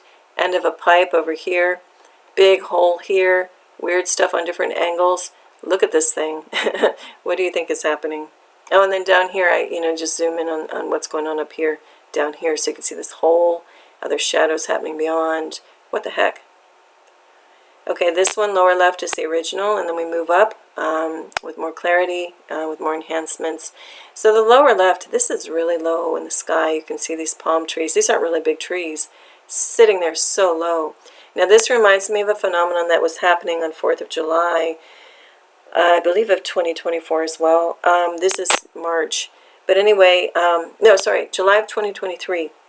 July 4th of 2023 I have on the cover of one of my shows. This reminds me of that. This is happening in March of 2024, where there seemed to be like a cluster of this happening. I knew it's craft because we got a movement going this way and crossing this way. It was really low in the sky. I even started to see a circle happening over here to the right. So I knew this is like that phenomenon of the cover. Actually, it's part 1 of this whole part 8 series if you look at that cover. It just was a cluster of quote-unquote cloud material, but then over a span of many, many minutes, the case of 4th of July, back then it was 20 minutes, in this case probably less, probably like over 10 minutes, this thing started to get more and more defined. We'll move up to see it. So pure cylinder, like shallow rim-like cylinder here, with a hole in it, and again these two opposing energies. I just knew this is a cloaking craft sitting there. Sure enough, with a little more time, not only do we have that hole, that little shallow rim or cylinder sitting there, one's happening over here too, at each tip, which, I'm saying this is like a craft. These must be the 2 wings, something happening in front. So we look here in the upper right and just see it's getting more and more formed. It stayed in the same exact place, didn't blow over. It was materializing before my eyes. And again, it kind of felt like intentional for me to see it. So I believe we have like a craft with the 2 wings to the sides. There might be another one forming, either attaching and hanging on to a rod coming out of it, kind of like docking to it or something. That's what I kind of feel is happening. A cluster of craft, See what you see in that scene? This upper right-hand corner is, zoom in over here, down here. We see a clear line with a hole in it. Too many structured, engineered parts to just, consider this anything else than a cloaking craft.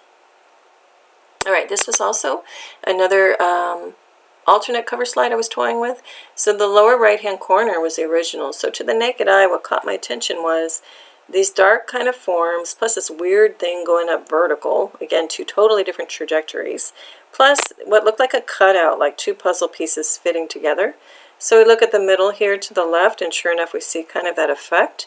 Now that could be 2 puzzle pieces fitting together. Or when we go up to the upper photo, we'll see that might also just be plasma sitting in front to make one bigger object look like 2. Kind of like some of these fish, these reef fish in the oceans, have good camouflaging with their stripes, and sometimes they have like a circle at one end or the other to make it look like their tail is really the front of the fish and vice versa. Kind of reminded me of that, some interesting cloaking technique. We have weird like vapor trail, looks like it's diving down this way. Anyway, we get to, I'm going to focus in on this down here. So the upper, view, this is that like swath coming in front that I at first thought was just 2 objects traveling together with a split between them. But in reality, I think now that I look in closer, this looks like one big overall object with some plasma, shooting in front of it, which also that may be a ship in and of its own right with another one down here. It looks like another ship here, just all light with like a pure circle above it. Another little dart-shaped little ship looks like it's coming off of this sphere. Again, that seems to be a theme now. If you look at my cover of this whole show again, like there's a sphere, and then this thing is floating out of it or zooming out of it, bringing a, what do I want to say? Bringing a trail behind it in the same shape as the one on the cover. So I think that's some kind of a phenomenon. I'm just seeing this now in this photo. Like I said, every time I pull up a set of photos and move in, look closely, I'm seeing more and more things and also different things each time I talk about this stuff. It's an interesting way that works. Okay, this is also similar to the cover as far as an effect that's going on. Now, lower left-hand corner, this is March in 2024. My gosh, it felt like just yesterday. Time's going so fast. But anyway, I looked up and just, it was again looking weird. Normal clouds don't go straight up, low in altitude. And then we have a backlighting on this thing, a backlighting on this thing, a point. That was really kind of catching my attention. Also, this seemed really low in the sky and too close to the surface Earth, so that was also catching my attention. And then I saw like a fuzz out. I did start to detect to the naked eye something weird happening over here. So when we zoom in, I see, yes, something very different happening here than at this glare ball over here. Now with this enhancement at number 2 here, I also start to see, again, this point and a straight line, just lots of weird stuff happening to all point out that's not a natural sun. We go up here, and once again, look, similar technique, or not technique, what do I want to say? Similar way of camouflaging something else that appears on my cover slide. We get that sphere again happening behind what's supposed to be the natural sun, which I still will call it sun in quotes in technology, hiding our original golden sun far, far beyond somewhere. But anyway, I start to see not only this separate orb from what's supposed to be the sun, but also a pure triangular shape. So we go to the upper right, or right side of this photo, the slide, and look at this.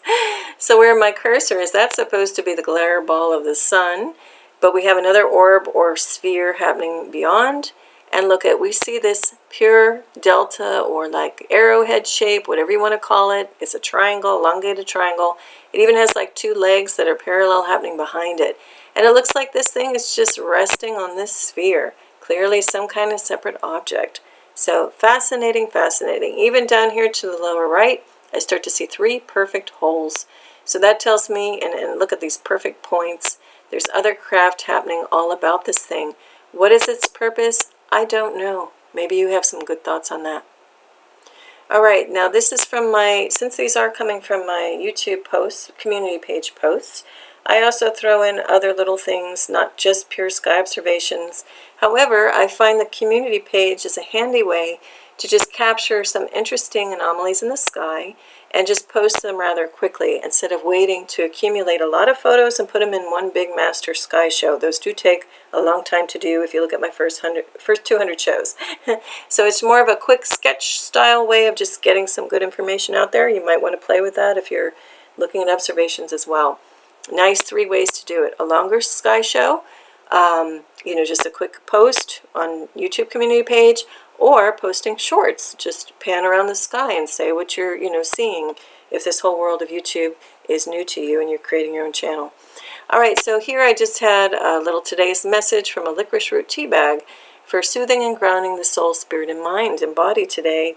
And the quote was, "Inner stillness is the key to outer strength." That could not be more true of what's going on right now. So this is the 19th, just ahead of the quote-unquote inauguration day in the United States. We'll see if any crazy stuff breaks loose or if things go along smoothly. Whatever the case, I don't subscribe to any of the politics. I don't care if people are calling things, really good operatives or negatives. I have no faith in any of that. What I do have faith in is a greater power, higher power, and our own inner standings and our inner truths and what we know to be true and right and good. Anyway, this message, though, of inner stillness is key to outer strength. That's a message that came in strongly for me this morning to share. That, even if things get crazy going around us, we ourselves just need to be the eye of any storm. Not saying there's going to be a storm, but if there is, storms come and go all the time. And some seem to be bigger or feel bigger and heavier than others. So as long as we stay that eye of the storm or the calm, giving the hurricane or cyclone examples, hurricane in the northern hemisphere, cyclone in the southern hemisphere.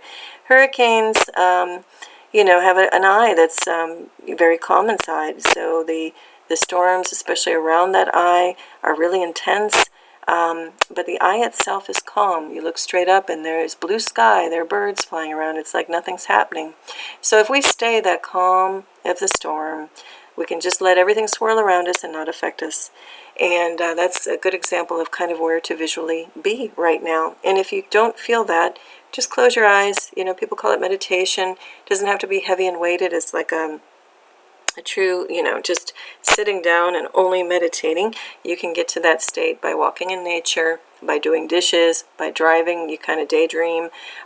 Things happen to us naturally. We're in natural meditations all the time without realizing it. But just try to get a state of calm. I mean, for goodness sakes, you can even be standing in front of a electric washer or dryer and just listen to the sounds and vibrations and kind of get lulled into a state of meditation. Also, you can ask to get into that state if you're, going to go to sleep and in dream state. You can just say, hey, please help me get into a nice Zen state or meditative state and show me anything I need to see. Let me wake up remembering anything I need to see or hear out of that, type of thing. Many ways to get to the calm, but just try to remember that we do have that inner space which connects us to the all that there is. And once we remember that everything swirling around us is just a show, it's a play, it is an act, it is, I like to say, like a soap opera or a telenovela. Really, it's just a lot of drama if we want to get caught up in it. So if you don't want to, which I choose not to, just be that calm in the storm, you know, and you won't need to be a part of it. You won't be experiencing that if that's your intention and you commit to that. Anyway, that's that for the tea bag. Now, also licorice root tea is great for grounding and settling the stomach. Also things like dandelion root tea. There's a dandelion coffee a lot swear by, which is just, you know, the roasted dandelion roots and plants. That a lot of people say has a good flavor too. I haven't tried the coffee part. I have done the tea, which I do like the dandelion root tea. So any of your roots, it can also be sassafras root, which is the source of birch beer or root beer, the natural form. Any kind of these roots made as a tea help with the root or base chakra. And even though solar plexus technically is where you might feel some of that, you know, uneasiness, it can also extend down to the root. The root tea really helps for grounding. It does come from the earth. Think about it. The roots extend into the earth, into Mother Nature herself, right? All right, so now to the right was just my mentioning of a short little video I did documenting my experience of an actual UFO sighting. Now, of course, I'm citing Cloak and Craft all the time, as you see with all my documentation on this channel. However, this one was one of those rare examples where I got to see lights on a craft in a night sky. So I recommend you go check it out. It's just, what, not even under 12 minutes if you want to hear my account of that. A part of my account, as a part of that account, I put a community page post. It was too slow, as this often happens. There's no way to break out your camera in time to capture some of these things. And even when you do, the intelligence behind this knows if it doesn't want to be seen, it just dims out, won't let you see it. And that's what happened here. So this was a fun encounter. I invite you to read this too. I was talking to a friend. I'll give the quick version of it in a driveway at night. And the person was looking at me. We had a nice, engaging conversation. And then I just happened to cast my glance up behind the person and saw this very low, extremely low, just above the tree, just on top of a tree. I saw these lights in a straight bar. And the moment I looked up, I was so excited. I was like, oh my gosh, oh my gosh, oh my gosh. It felt euphoric. It was like amazing. And I'm like, oh my gosh, I can't believe it. And I knew it's not stadium lights. There was no way to confuse this with anything else. And I just knew it was craft. And I could tell because my whole chest welled up with love and everything before I even could react and think, what is this? I just knew it was amazing. So, you know, we all have a galactic family, and we're tied to not only a soul family, but a star family. And I believe this was maybe some of mine, and they just happened to show themselves for a split second. I looked up, saw it, knew what it was, to the fact that I was like jumping for joy inside. I tried to tone it down in front of the friend, because even though I suspected the friend knew, I did come to know that that friend knew that there are ETs, the existence of it. I didn't want to freak the friend out with all my excitement, and so I just kind of toned it down a bit, but I looked at it and I was like, oh my gosh, oh my gosh. And then I told my friend, hey, look. And the moment she turned around, I heard, oh shit, she sees us, and then the lights dimmed out. So I think it was just a moment meant for me. I saw it long enough to know exactly what it was. And this is my confirmation and affirmation to any of you who might be concerned or worried about hearing, oh, what? There are ETs, there are UFOs. Just know there's a lot of us out there that have been awakened and activated to know this to be true. And if you're just catching on to it, no fear, no worries. We have people like a loving family on your side, and they are in that craft. So please do not assume they're all out to get us. If anything, it's overwhelming. Evidence in my work over 5 years and what people have known lifelong, there are beautiful beings looking out for us because they're actually part of our family, and they're making sure we're okay down in this crazy realm. All right, now lower left-hand corner, what caught my attention? Oh, yes. This one, there was a huge imprint, massive, to the left of the quote-unquote sun, and I saw it to the naked eye. So the more I zoomed in, I started to see even clearer. I even traced it. Then I even saw one like over here, so I just show you where I see that too. So to the upper right, you know, here's this massive, massive imprint of this big object. Little weird things crisscrossing all over the place. Look at all the fuzz outs. This itself might be the lens flare, I'll give you that. Otherwise, these little bits and fragments are cloaking craft coming into view. Look at, again, all the different trajectories, all the different angles of all kinds of things happening. There's also a ton of particulate blurring stuff out. Now, the more I look at this, I think there's an object here, much like the spheres I showed you on the cover and elsewhere, where objects are flying out of it. I think this is concealing a second huge sphere. And these lines and things are to draw our human eye to look at everything else but what's really important in the scene. Also, these little lines could be other little craft happening. See what you see. Okay, this, going back up, I'm zooming in on this lower, I'm in the upper or right side of this slide. So look here, I'm zooming in here on the next ones. So lower right hand corner, again, I see this cross, I see other weird little shapes. So right away I'm like, aha, this is just, again, that red herring, crisscross stuff happening. So I'm not looking at the real important pieces of this picture. Now, actually, in truth, I was focusing on this first. I'm going to go back a slide. I was actually focusing on this piece first because I'm just on a sidewalk and my eyes used to just looking at things very myopic, very local. And I really kind of was missing this, even though I did detect a bigger imprint. I will say this caught my attention first, so we'll go back down there. All right, so that's what it caught. Now to the left, I started zooming in. I'm like, ooh, we got little objects hiding in here. What's going on over here now? That caught my attention. So up here in the upper left, I started to see, oh wow, we got a craft shaping up nicely here, and another one here, another little one's here, right? Another one here. Upper right-hand corner, there we go. That's a cloaking craft. We even have like bigger holes marching along in a rhythmical patterning and spacing. And, again, to me, I've looked at this long enough to know you start to pick out holes, pure shapes, and we're looking at machine parts. So we got cloak and craft going on. And I'm just saying these are distraction X trails, so that we don't maybe pick out all of these things.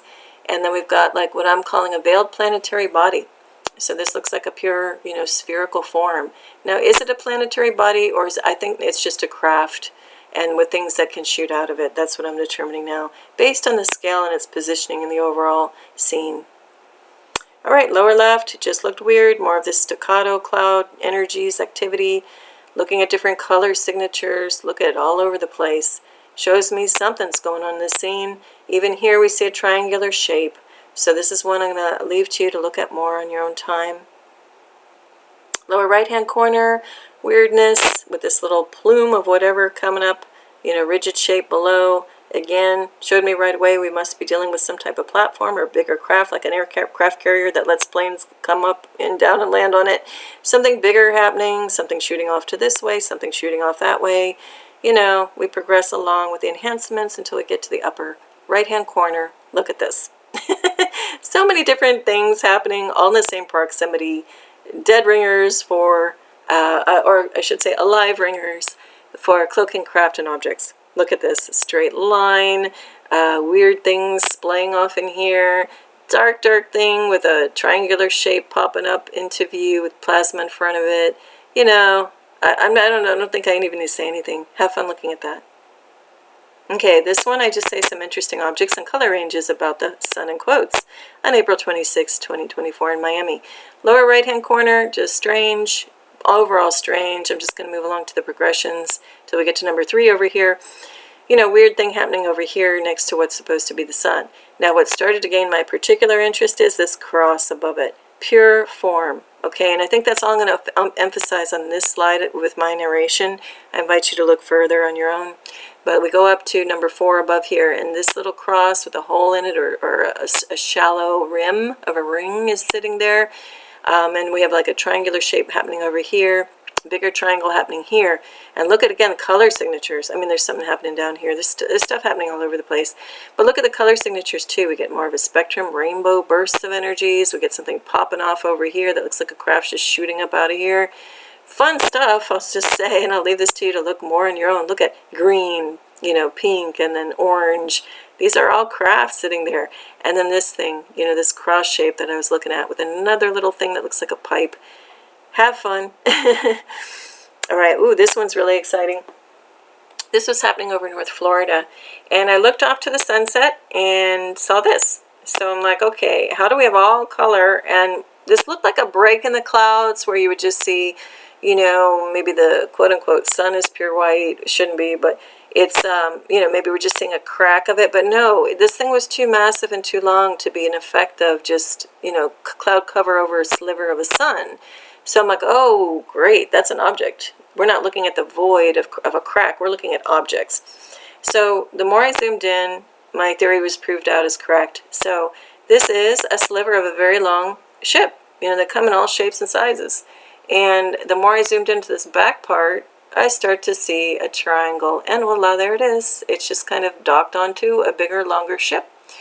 So have fun looking at this. I'm going to move along. I also made a shorts out of it and set it to some fun soundtracks, some lo-fi Star Wars beats. Okay, I have to mention this. I've mentioned it before. This, I don't know how it went so under the radar, but it did, just like the second moon appearing for a couple of months. Somehow, huge news, in this case, actually did even appear on every single mainstream media. It was on, I don't want to give these people credit, but it was on NBC, it was on CNN's post, it was on Fox, it was everywhere. Whatever quote-unquote side you subscribe to, and I subscribe to no sides, it was there, is my point.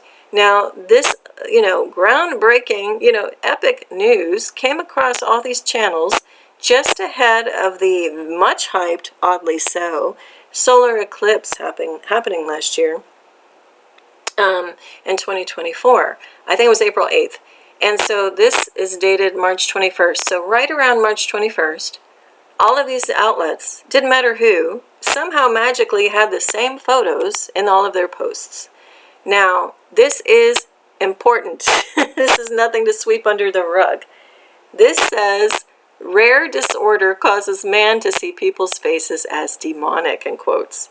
Other articles called this the demon face syndrome, okay?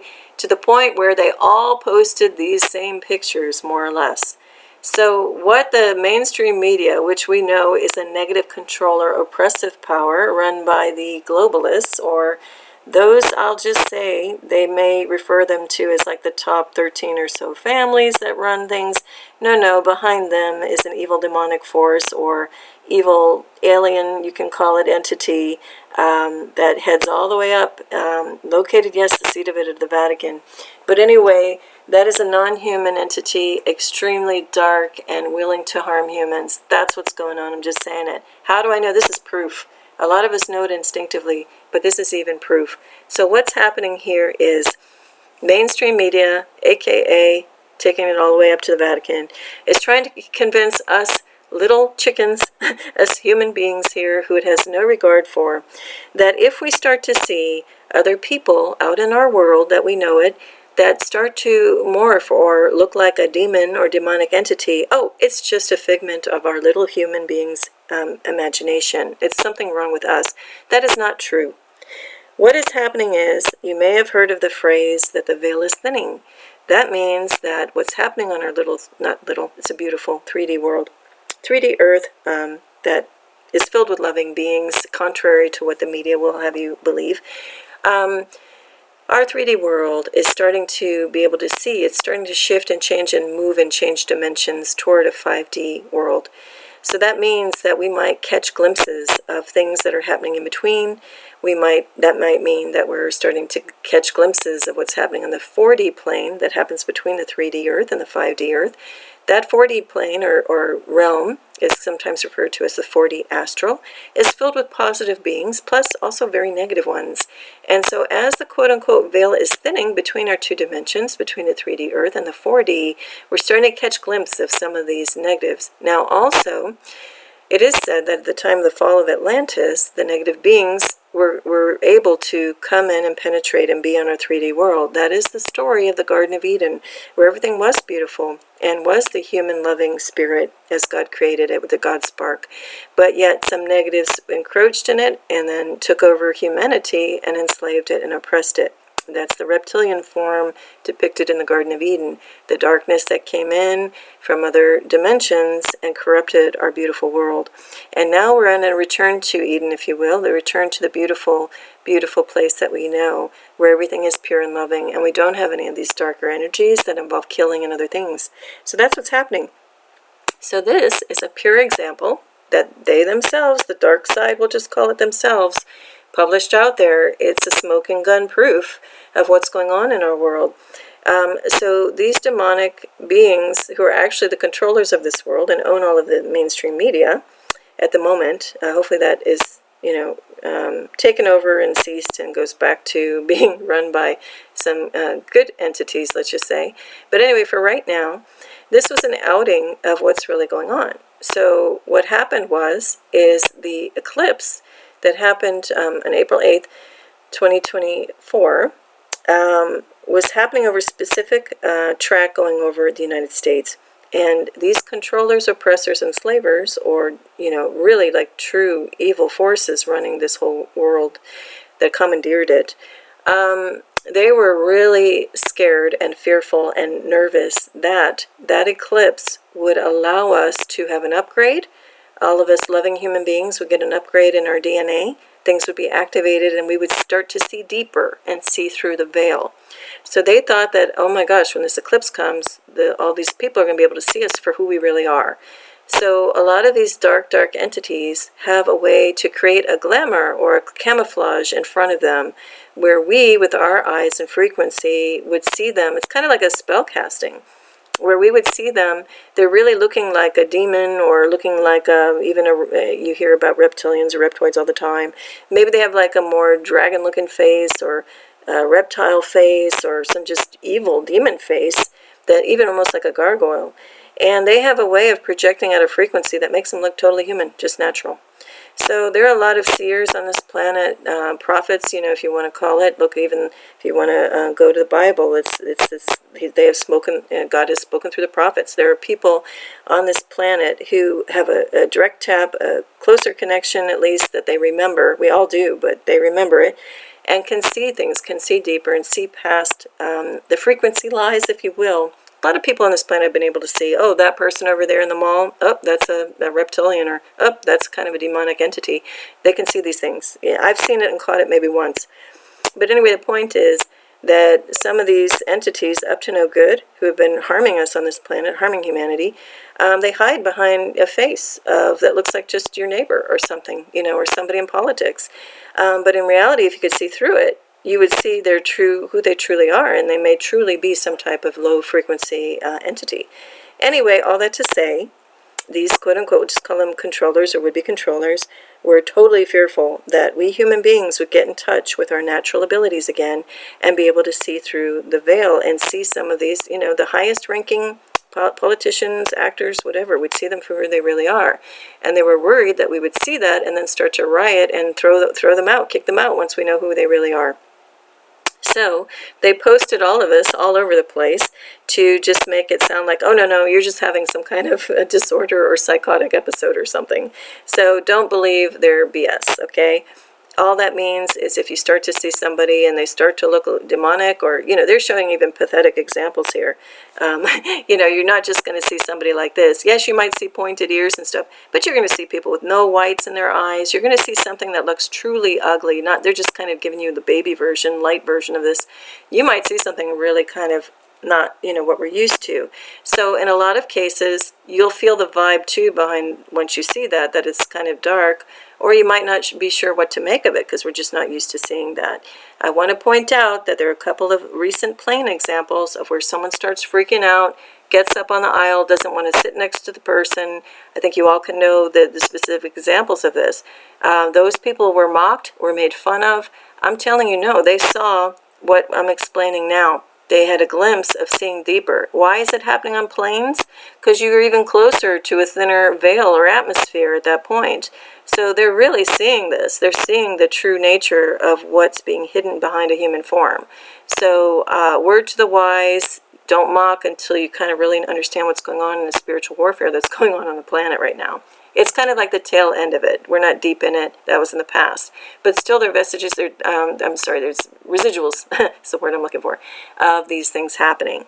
So anyway, I know I went on and on about that, but it really wanted to come out strong that that's really important to understand what's going on.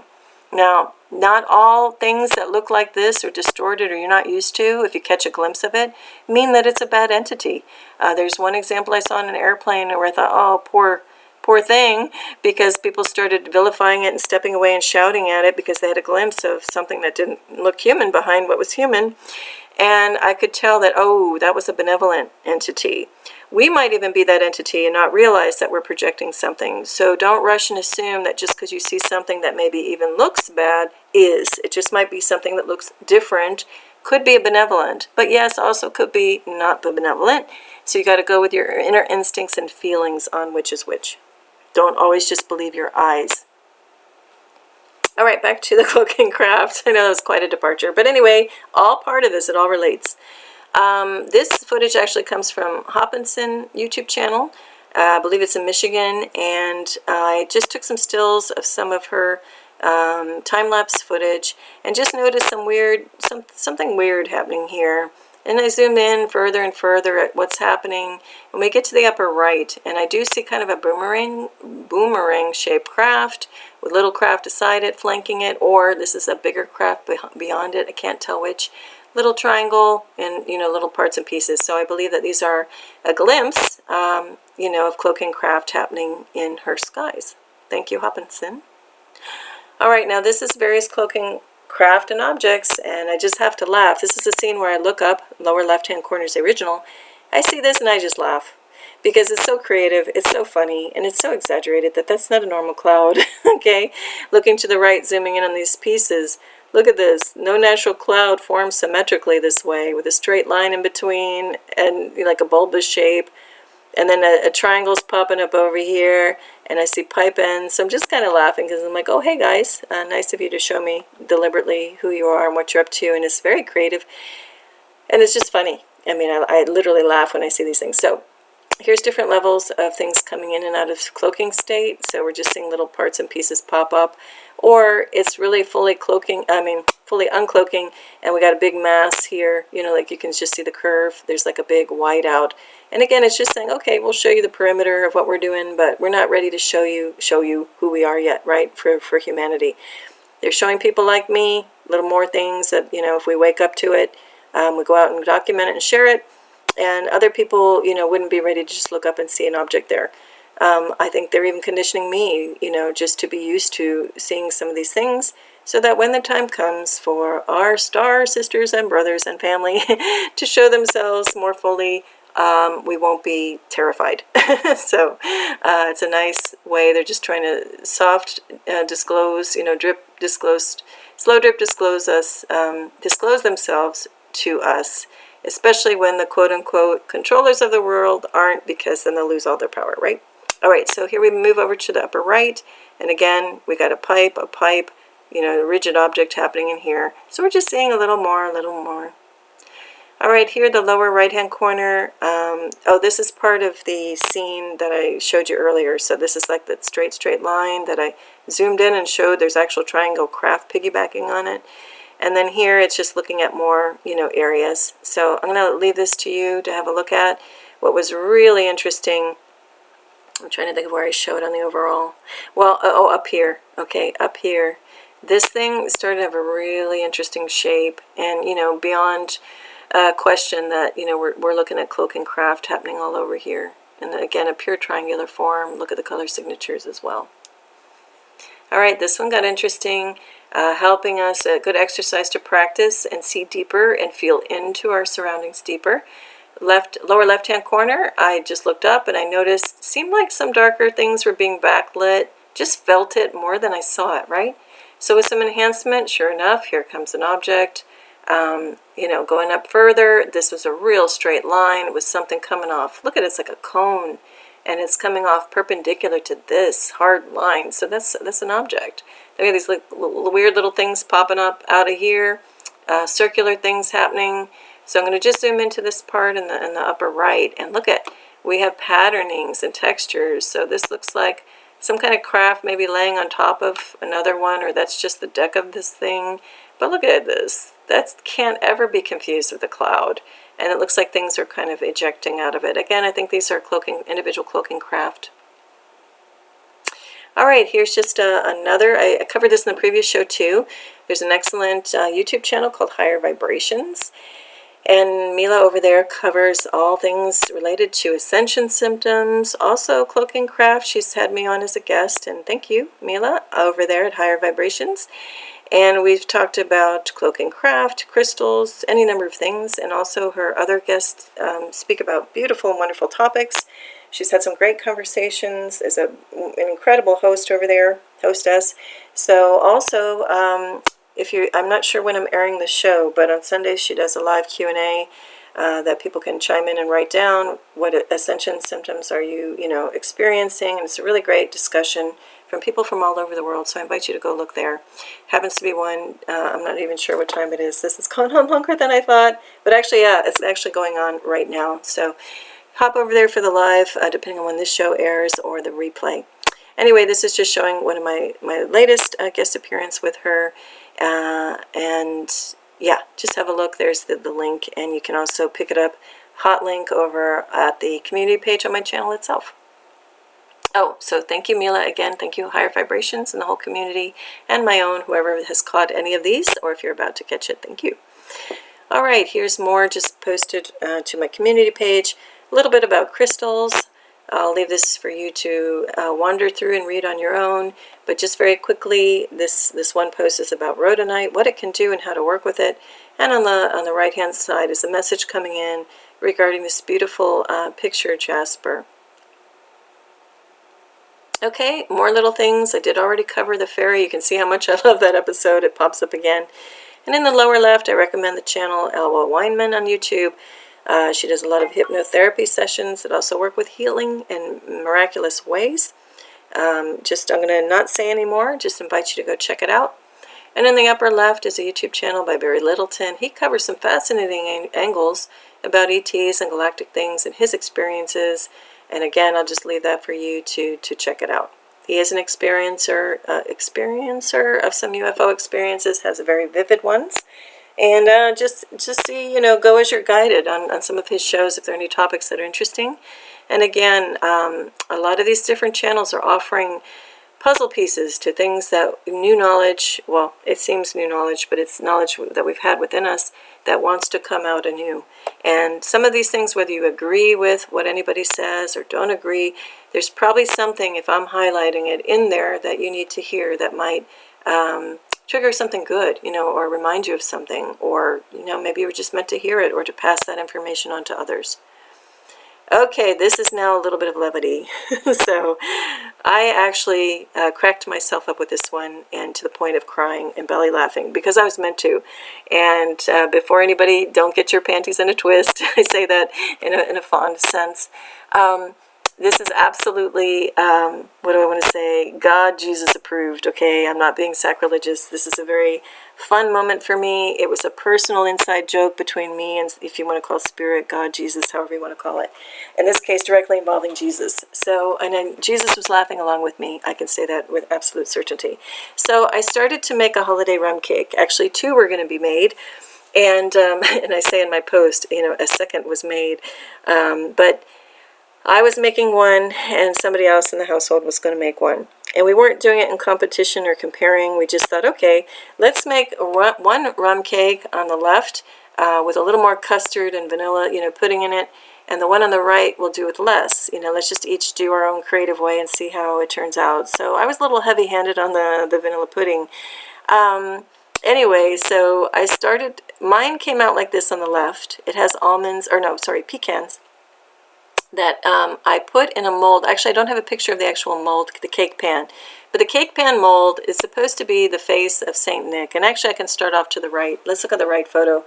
So it's a little hard to tell, but because we didn't sprinkle like a sugar, powdered sugar over it, so you can better see it. But this is supposed to be Jolly Saint Nick, or, Father Christmas, or, Santa Claus, whatever you want to call it.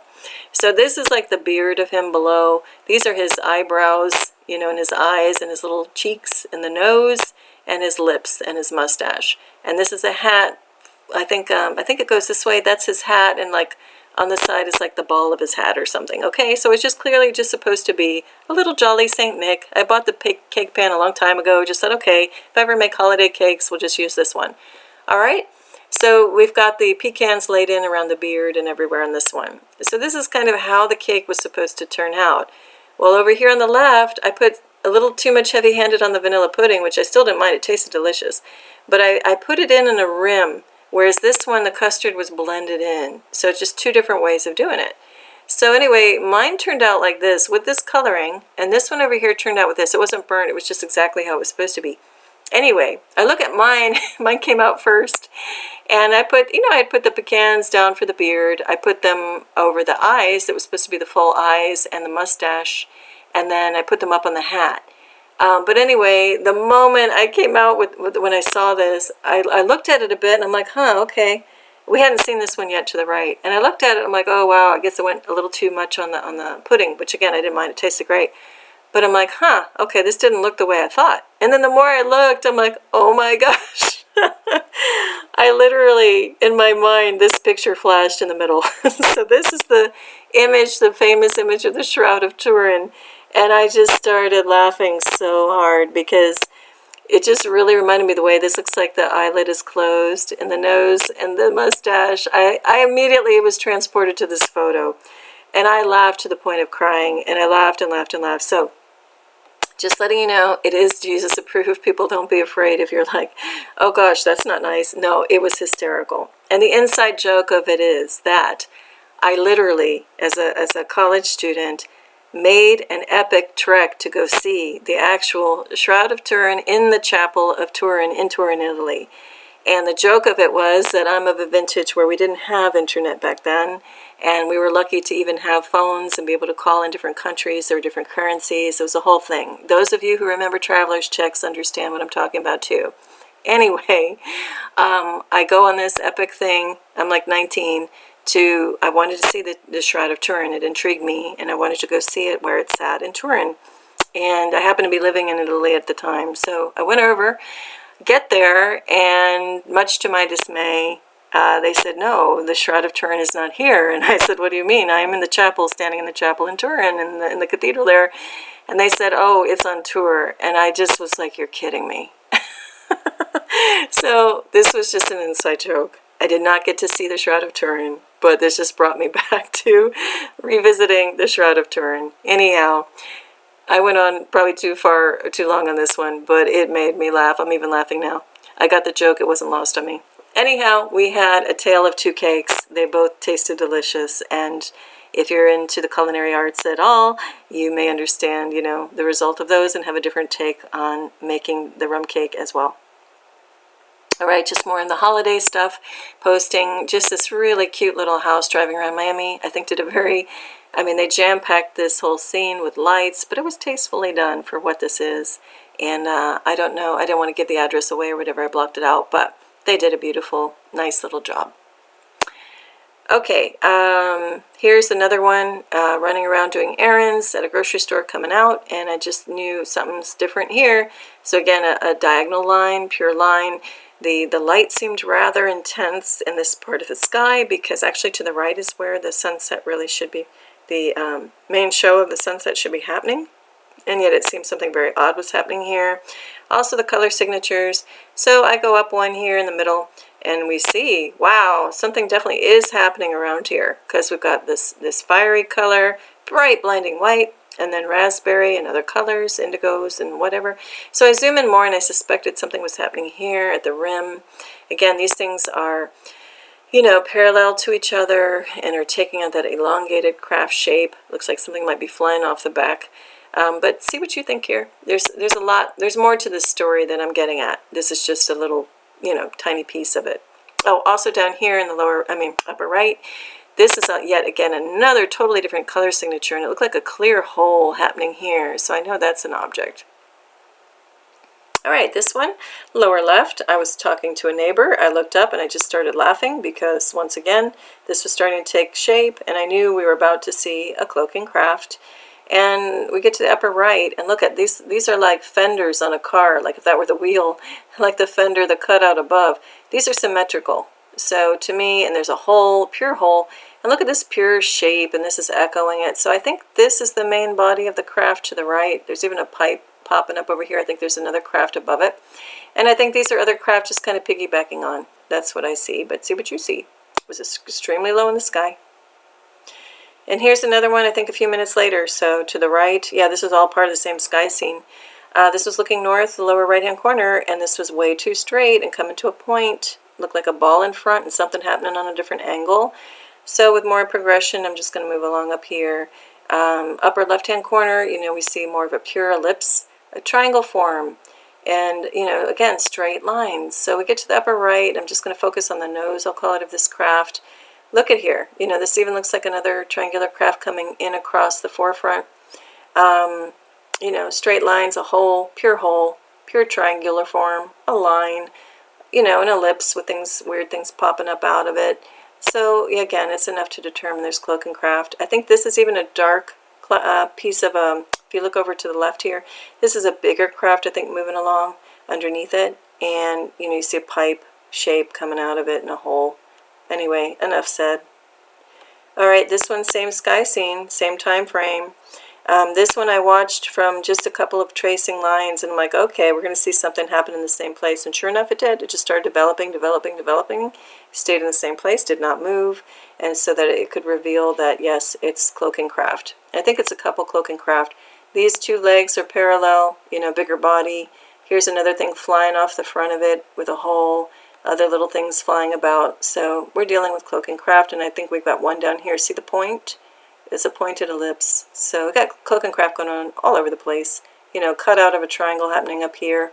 Have fun looking at that more on your own. But a rigid, more or less symmetrical shape with tons of cloaking craft about it. All right, this is just kind of a recap. This is at a glance from a previous show. That this was part of what was on the cover. This was actually the cover, the upper right. And I just wanted to show this because I posted it, just showing at a glance how you go from a very clear example of cloaking craft from the original, to the most enhanced. That's all was meant to be shown there. Okay, I think we're getting toward the close of the show. Thank you for hanging in there with me if you've been watching this all along. But here is that strange sky at 5 a.m. I was kind of compelled to go out there. I was already still awake, but something said, hey, just go check. Something feels weird in the atmosphere. So here we are. It just seemed like it had, the upper left is the original, it just seemed like it had a little bit more going on in there, plus the color just felt wrong. So with some enhancement, I didn't get at objects per se. I mean, there are little flecks and weird things happening beyond. But the color is definitely, I don't know if that's the bottom of a bigger red body or just something else happening, and with white in front of it. Clearly something's going on. I don't know quite what, but maybe you see something in that scene. Okay, then a little bit later, I think, yeah, it was still around 5 a.m., but a little bit after, things changed. So, or it's actually just looking off to the right of what we just looked at. So we still see that kind of white happening with the red above. But even, red, sorry, I'll go down to the lower left-hand corner. So we got that bright light, and we got the reddish tinge above. Then we see to the right, there's something clearly going on there, right? So the upper photo, I can see, to me, this is a straight line coming down. This is a bigger triangular object, and these are like little legs happening on it. That's what I see. Could it also just be some bigger sphere with some, like, sticks coming out of it? Yes. See what you see. All right, here's just a fun one of those along the lines of Words, Wisdom, and Spirit of the Day pages. I just say, I'm going to read it verbatim. This was not lost on me. See the photo? We are sent divine little love notes every day. Without thinking, I cut this mini baguette in half to pair it with some Swiss cheese. When opened, it revealed a beautiful heart shape. And I put P.S., and before anyone says anything opposite, I know this phenomenon to be true. So there are, quote-unquote, no holes in my theory, and what I'm saying is not cheesy. Puns absolutely intended with the holes in the Swiss cheese. Anyhow, yeah, do remember, we are loved, and it may not feel like it at times because we're living an illusion of this 3D world in many ways. What is not the illusion is the heart and everything you feel in it. When it is of love, that is pure truth, and that is what is real. Anything else causing us jittery things, anxieties, fears, is false. So just remember that. That's why it's so said over and over again to come back into yourself, feel into your heart. Physically put your hand on your heart or your heart space. So some people really lock into the imagery of the heart being kind of more toward the left side. If you put your hand and cross, over your chest to the left side. For others, you start to feel a bigger glow ball that is outside of yourself emanating, that is just this whole area of around the chest in general. However you lock in when you close your eyes and feel into your heart, doesn't matter the imagery, whatever feels true to you, you have that divine spark within whatever you're considering your heart space or your heart. That is the essence and the core of who we are. That is what we return to. Just remember that. Everything else around that seems scary or might be dark, that's illusion. It's not what is true. All right, moving along. Okay, here the lower left, it just seems like maybe nothing in the original photo, but I did detect something where my cursor's moving around, and voila, again with the magic of our digital technology enhancement capability, this starts to emerge. So we have a darker figure cruising along the front of another darker figure, and even a white line coming up, popping up at a weird angle. Going up to the upper left-hand corner, we start to see more emerging. So that's why I say we've got sharp angles and lines happening beyond this little thing in the front. To me, this is like a cruise ship with a little tugboat in front of it, that concept. We have little things popping up here too. So I just outlined, you know, the bigger ship beyond and the little like tugboat thing we'll just call tongue-in-cheek and a good spirit, you know, happening in front. Lower side, right side, here's that quote-unquote little tugboat. So it's a companion craft gliding along with a bigger one. I see that time and time again. Again, nothing negative on this. These are benevolent beings just kind of watching out over our skies, watching out over humanity, also probably watching, excited for what's coming next, because whatever may seem pretty strange, it all leads to something good, absolutely. All right, this gets really weird and trippy. In the lower center, I saw this guy, I believe looking north in the middle of the daytime. What the heck is going on? What can you even say this is, all right? So we look to the left, more enhancements there. Upper left, even more enhancement. And look at these three like groupings of I don't know what. I think these are three larger craft with little companion craft flying all about them. I don't want to say too much on this because it is something you could contemplate for a very long time. Do note also there's probably there's a bigger craft happening down here with companion craft in front of it.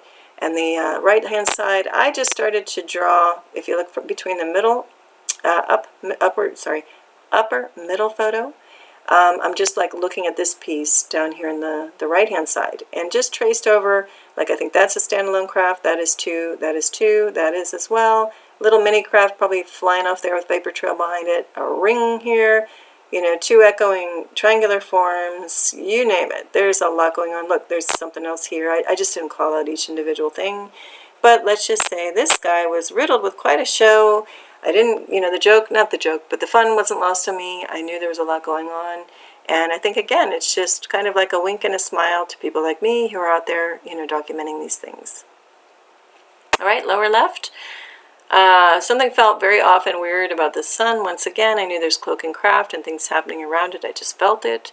And below here. But really what caught my attention, we're going to feature this and zoom in on this the most, is this triangular diving down triangular shape. So with more enhancement, again, tons are going on, more than what I'm going to talk about, but here's that shape. We move up, here's that shape. Look, you even see an imprint, triangular imprint there of another cloaking craft. But anyway, moving to the far right, you know, just zooming in again, that's what it starts looking like. And I just very quickly, again with my finger, just outline marked it up. We have something like this happening, at least that's what I see.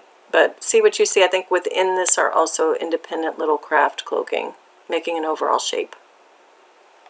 All right, this is another nighttime photo example in the lower middle. At first I thought we were dealing with individual pieces when you look to the left, but then the more I looked at it, I think we're dealing with one overall craft. So again, we go more enhanced. Weird things start showing up in the back. I think this is a big sphere with some markings on it. Maybe a planetary body even, or something that looks like a planetary body that is really one big craft. But anyway, the more I looked at it, this is what appeared to me, you know, with my markups in the overall. Is that, you know, other ships too doing this? I don't know. It could be with this one in the front, or this could be one and this is just a big sphere. But the way some of these things cloak and camouflage, they get very layered. So I think we're seeing some, you know, layers of things and the spheres beyond it. Here's a real fun one, especially given how insanely low in the sky this was. It appeared right in front of me. And I'm standing here, you know, in street level. These are some palm trees. I'm looking down the street.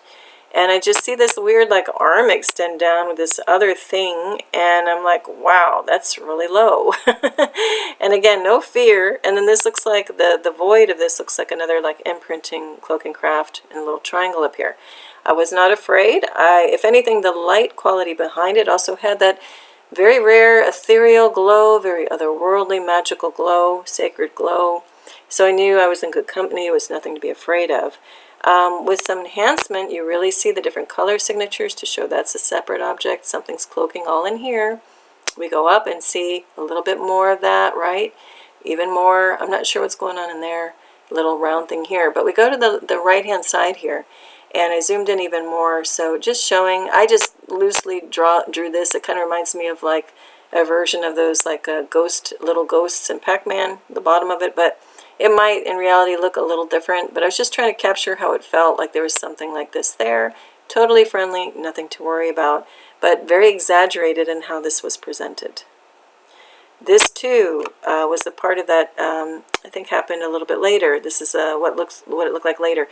This just emerged and it came down, and there was like this weird twisting of, you know, felt like a twisting energy here, like visibly too, looked like a DNA chain or something. And this overall thing started emerging.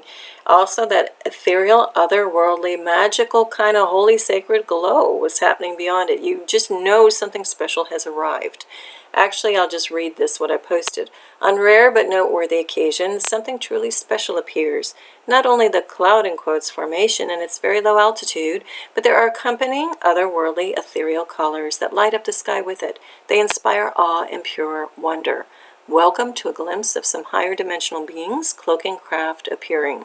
And I stick by that. That's exactly true to every word.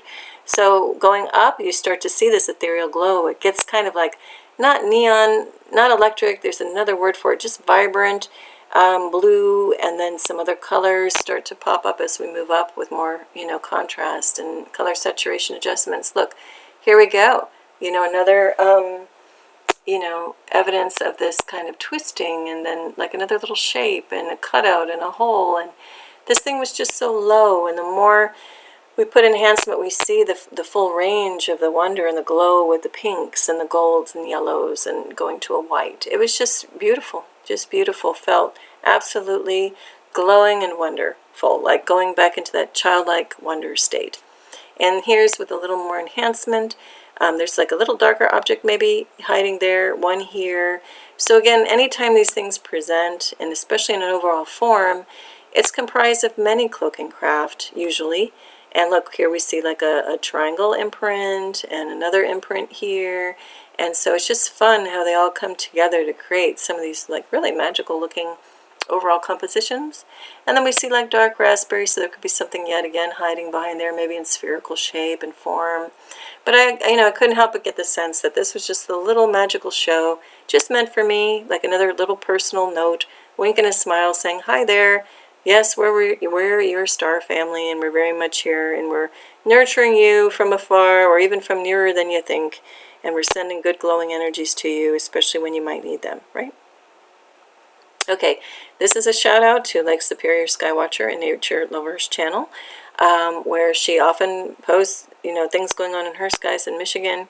And this one, actually, she called out to me if I saw anything, and I actually only got so far. There's a ton happening in her sky in this particular footage, and I put the link below to that channel, that specific link she posted. So if you want to get the hot link, you know, just go to my community page, you can find it. But anyway, this was just one example of many Cloaking Craft she had in her sky scene going on. I just took still footage of part of her video, and I called out this object. You can see there's a separation. It's like a capsule form, you know, kind of a, it is elliptical, but also has some straight edges, and it had some really beautiful color signatures going on, and like it looked like a hole in the middle, but this could also just be, I think it's just part of another Cloaking Craft happening in front of it. And we go to the right and we see, actually with more enhancement, maybe it is just more of a hole. But anyway, we've got some beautiful wild colors happening in that aren't like the others, so we know that's carrying its own color signature and is a cloaking object. There's also other objects, I think more triangular shape happening in here and all over the place, so, and especially down here where I say there's a hole. Enjoy looking at this and seeing what you see is going on. Alright, this is just a gorgeous ice crystallized tree in a parking lot post-snowfall. I coincidentally, in quotes, found myself passing through Georgia on the one day that they had the record snowfall in about like 10 years. So we got snowed in somewhere, and but actually I'm glad we did, because I don't often experience snow. I don't even remember the last time I was in it. But what was even more captivating was how these trees, hold on one second.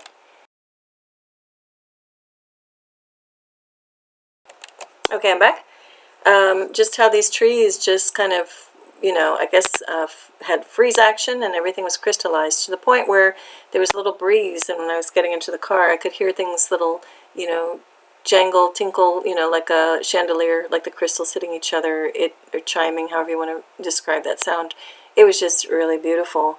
And again, even more beautiful by the backlighting of the parking lot lights. Okay, this I'm just recommending. I'm not going to read through all of this, but it's a nice little message to everyone. This is just based on a post by Sarah Ariana's channel. She's calling it the darkness before dawn. I would slightly, nothing against that, but just slightly tweak that phrase. I know we all use it. The message is like really clear and beautiful, so I invite you to go look at that post that the video that she made, and it did inspire me to write this. So it's just the gist of this is just to remember that there's some very wild energies moving through the planet right now, and if we're feeling jittery, anxious, fearful, dark at times, just remember not everything that we are feeling is our own energy. We might be picking up on energies of others, or planetary or even galactic energies. And so just let whatever might be feeling like that flow through you. Let it come out in the form of tears. Let it come out in other emotions. Let it move through you. Go out in nature, walk it out, hug a tree. Absolutely. That's not a joke. Go hug a tree. Let that tree take the energies from you that might be jittery. It takes them away and heals you and transmutes them and puts them down into the earth and dissipates them. Do earthing, walking on the earth with your bare feet or on a beach. Lay down on the grass. If you don't like that, take a thin sheet and put it down. If you don't like to be itched or bugs or whatever, it still can work. And just lay down and let the earth move through you and take those energies and let them, imagine them even just dissipating into the soil and down into the earth. And in your mind also give a grateful and thinking energy to the earth itself and to nature for providing that beautiful service for us to help calm us and nurture us. Anyway, that's just that sentiment there. Okay, and this is the last slide at long last. I'm just noting again on my community page, I highly recommend this video over at the Healthy American Peggy Hall. It's called Houses Gone But Trees Still Standing. Interview with forensic arborist Robert Brame. I've seen a few shows with this guest and highly recommend all of them. Do go look there. Gives important evidence based on nature, scientific evidence, pure, free, and clear, of what is going on with these fires, and that they're absolutely weaponized. Those aren't natural fires by any means, and any that aren't created by directed energy weapons or other awful means. Yes, people are being paid to also be arsonists and set them ablaze, but really that's kind of a cover story for the critical and major damage which is being done from above by direct energy weapons. And you can see that by looking at the acres and acres and acres of footage where just the little house footprint is gone, but the trees are still there with leaves. That doesn't happen in a regular fire. Enough said. But do go look at that if you want to see even more really amazing evidence. Okay, now on the left-hand side here, I just am noting also a video I found interesting. Whether or not you agree with everything in there and the sentiments, it was just more or less to be posted as an interesting angle of how different cultures look at fire and fire people or fire beings, and some of the knowledge there. I think I removed it, I had removed it from my channel because I wanted to make room for something else I wanted to highlight even more. But I want to make sure that doesn't get lost in the shuffle. Some very interesting things are coming through there, and you can look at the title, Lakota Spirituality Fire People. It was a more recent video there. All right, well, this is the photo of the day and the close of the show. It was posted on one of my former shows, and I just say thank you for looking around at things here a while with me. I did select this photo because this is of the top of a merry-go-round or carousel. It wasn't a carnival setting. It was actually in a beautiful little park. It was the only thing like this there. But it's just a reminder of back to the eye of the storm message, which was overwhelming for me when I woke up this morning. No matter what chaos may seem to be looping around us, and again, turn off mainstream media news if you're one of those that is addicted to watching it. Just pop in and out of things like YouTube and looking at credible sources to kind of hear some information. Otherwise, that loop is going to drag you and suck you under where you don't need to be. If you want to stay even and in the more happy, higher vibe zone, you know, just look at things that are positive and elevating, illuminating in good ways. Don't focus on this one light bulb that's out. Just focus on all the rest that's making things lighter and more beautiful in the world. And yeah, get off the loop with like a merry-go-round. Be that one horse that's breaking free, right, that comes to life and breaks free of the monotony. And again, just stay on the center, you know. Don't be fooled by the smoke and mirrors. That's a mirror of it all. In the center of this thing, this whole merry-go-round, you see the true mechanics and how things are really working and how it's grounded in. And don't be, you know, fooled by all the various ways that we can be tricked with the smoke and mirrors. And just ground into yourself to know what is true, and at the heart of it is love. That's it. All right, well, this is end of part 8. This is a happy moment for me because I really had a goal of getting to all 8 parts to catch up to the current now and document in a highlighted recap way all of the key things going on in my shows from 5 years ago till now. So anyway, for now, I wish you all tremendous peace and love. And remember, be the calm and the even, nice, calm, even, and just let everything else, all the crazy swirl around you if that's what you're experiencing right now. And if things seem too real and too hard to overcome for you right now, just know that I am sending you a heartfelt, huge hug, family, big family, loving family hug, and so much love to you. And you will be able to move through anything. You will. And just know that you are supported and loved by people you probably don't even know. All right, and many unseen forces all around you as we speak. Okay, everybody, best wishes. Till next time, Lavender Sky Panther. Bye.